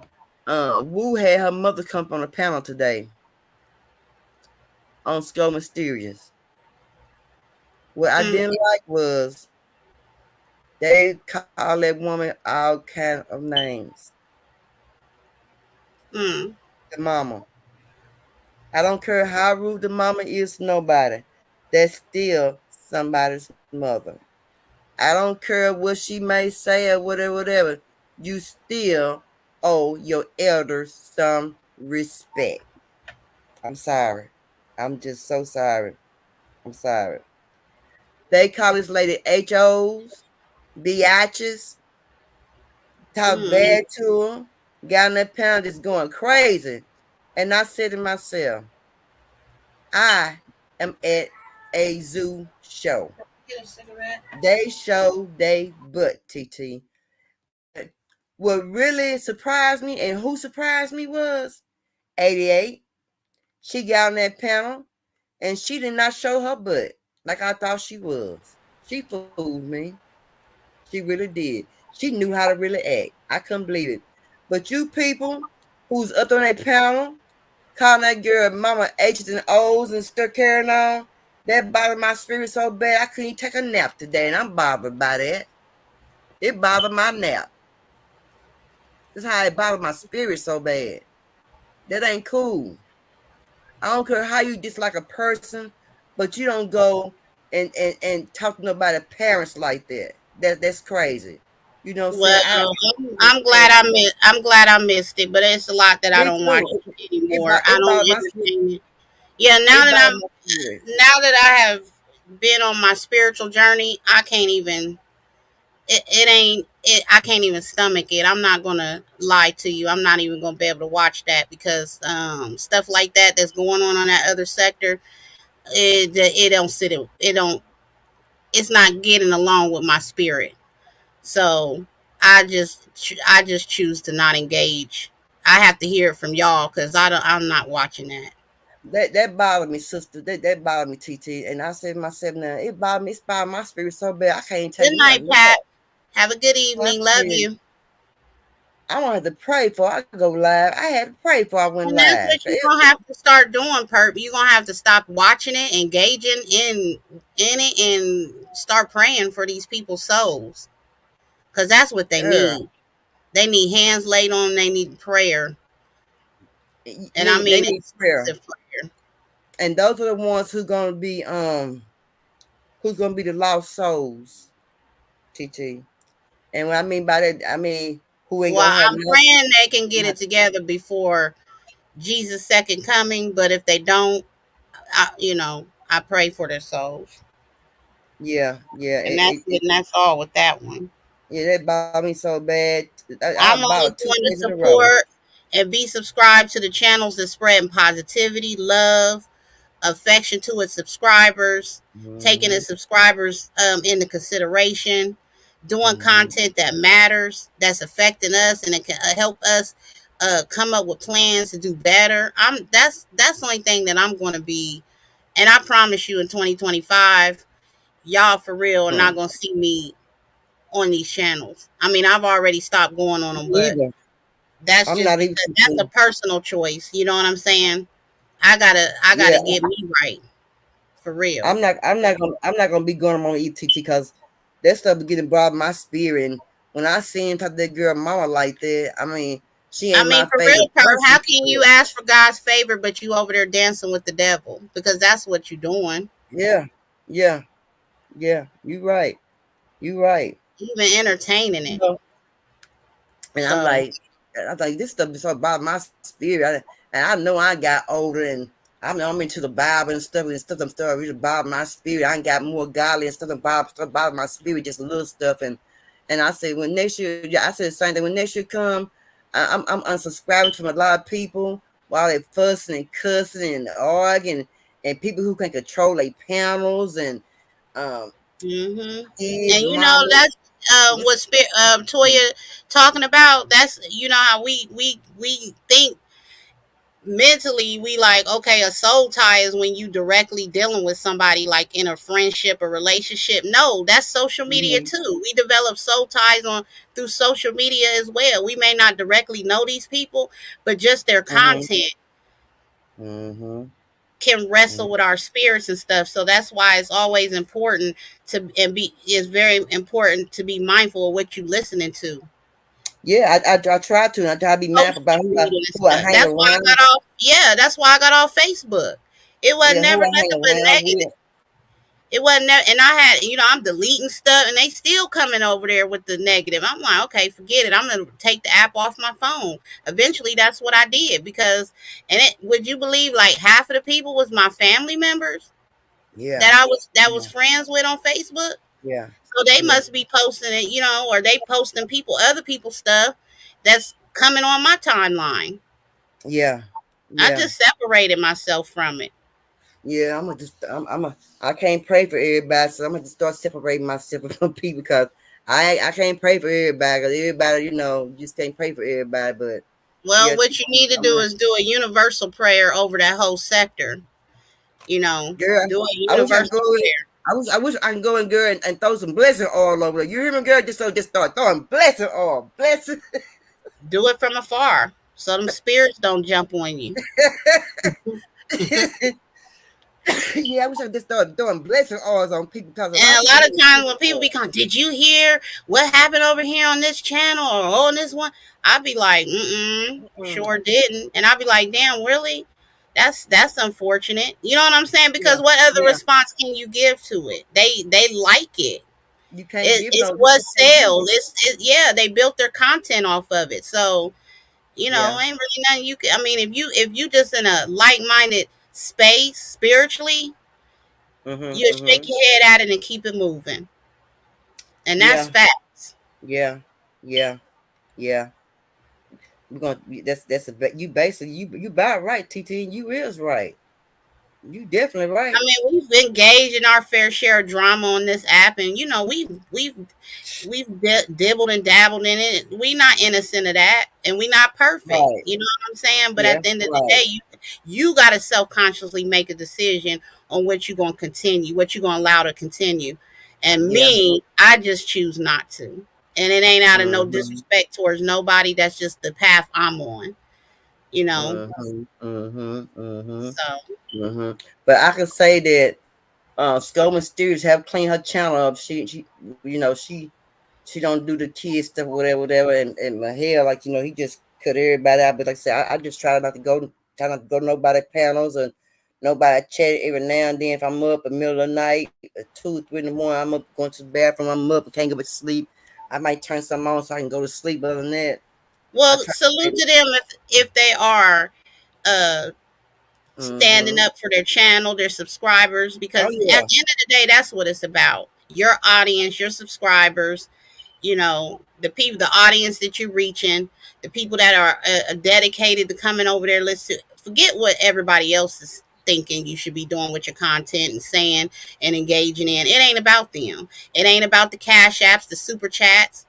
It's about what direction you want to go into in life, and that's what your content will reflect that. So good luck to all of them on that other side and what they're doing, and I wish them all the best of luck as well. Me too, TT. Me too. Well, TT, we've been up for a while. Girl, we done cut up. We done gave some good old information. I hope somebody took some notes down. I know I'll be coming over with my pen and pad. I'm just getting educated because it's something new to learn every day, and I truly do enjoy it. Great live perp. I love the content Thank you. over here. So keep up that momentum. And y'all, on tomorrow we doing TT's gonna be doing a laughing reaction video. So y'all go check out Just Me TT. What time you going live, TT? 7 p.m. Eastern time, so 6 p.m. Okay. y'all's time. Okay. So y'all be ready. We get our laugh on y'all. Get your popcorn, y'all. We can have fun.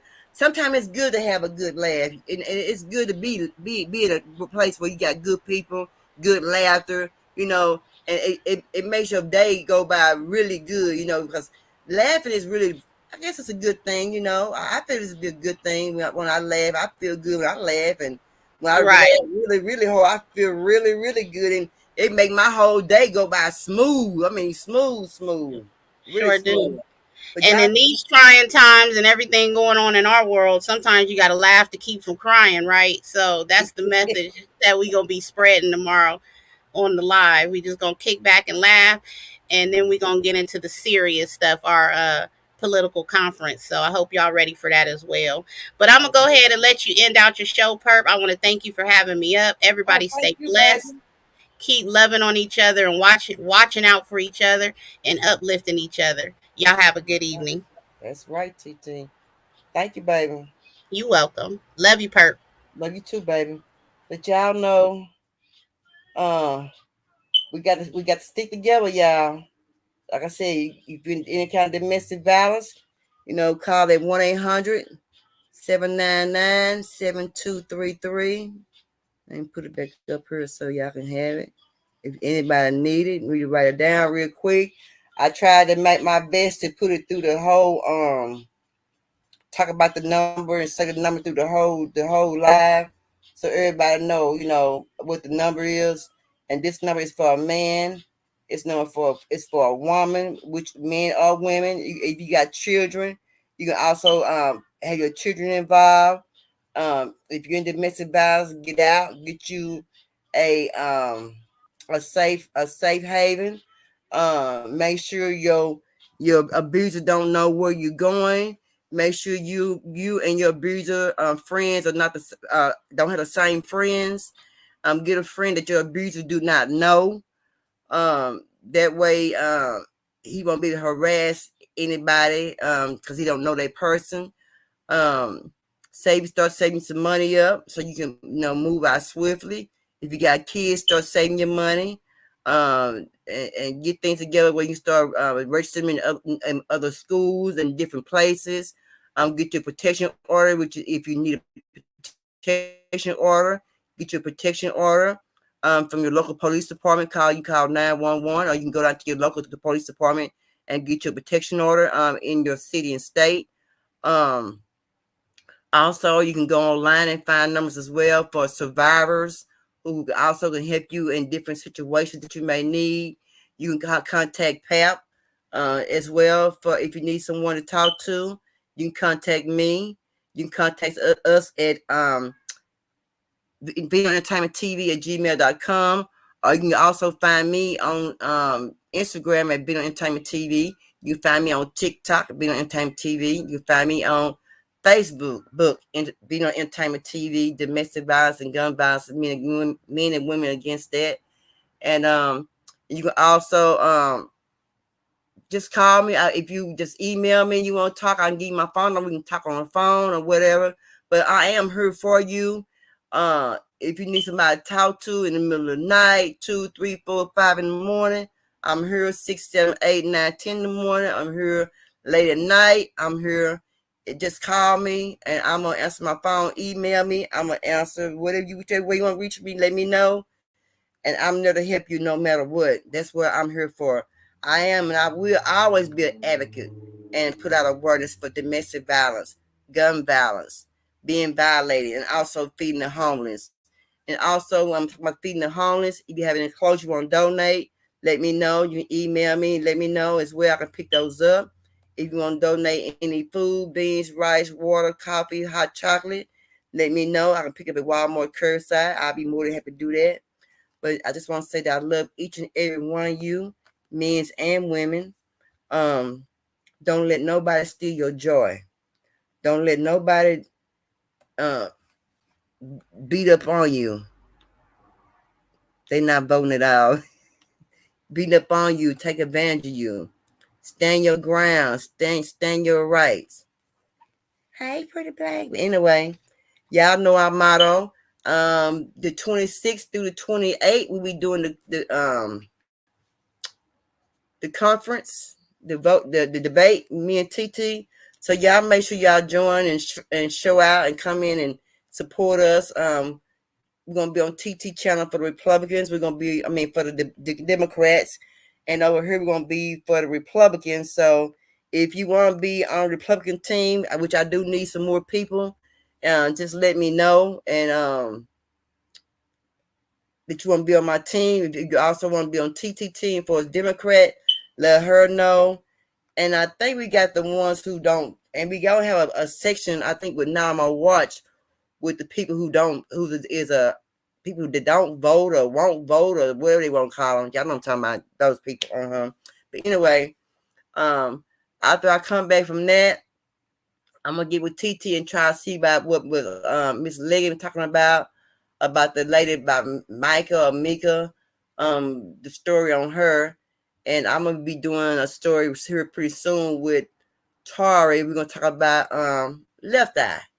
So anyway, let me get off.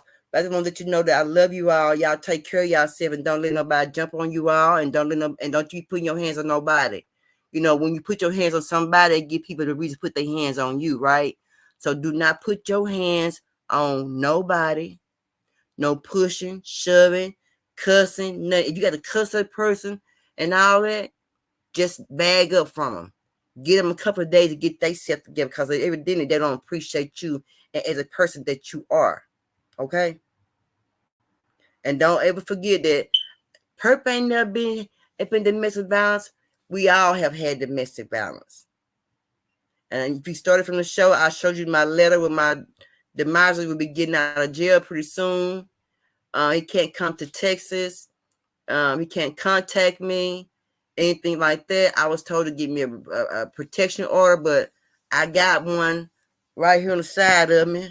It's up under the pillow, so I got me a protection order. I got that already. So just don't think that I just talk about domestic violence. I've been in it. I've been through it. I lived it. And now I'm speaking up for women who are going through it, who can't speak up for themselves. I'm going to speak up for you. And I'm going to beat that fella down with all kinds of rights. All kinds of my sisters and brothers who are survivors. So I am here to support you through anything. Like I said, you want to talk? I'm here. Get you a safe haven. Get you a safe haven. And don't let that person bully you where you scared, where you just don't want to go nowhere. You're scared to move. Don't let that happen. Stand up. I ain't saying stand up and get in his face, but take your pride and stand it up. As a woman, stand up. As a parent with kids, stand up. Stand up. And I know if you got kids, you cannot move swiftly. That's why you have to save. Get your affairs in order so you can move out the DV situation. But when you are a single person, you make a move a little swifter than a person with children. Get out as fast as you can. Okay? So anyway, on that note, how in the hell you gonna love somebody, y'all? And I know y'all sitting in your mind. I done said so much. I know y'all saying it for me. How in the hell you gonna love somebody when you don't love yourself? Peace.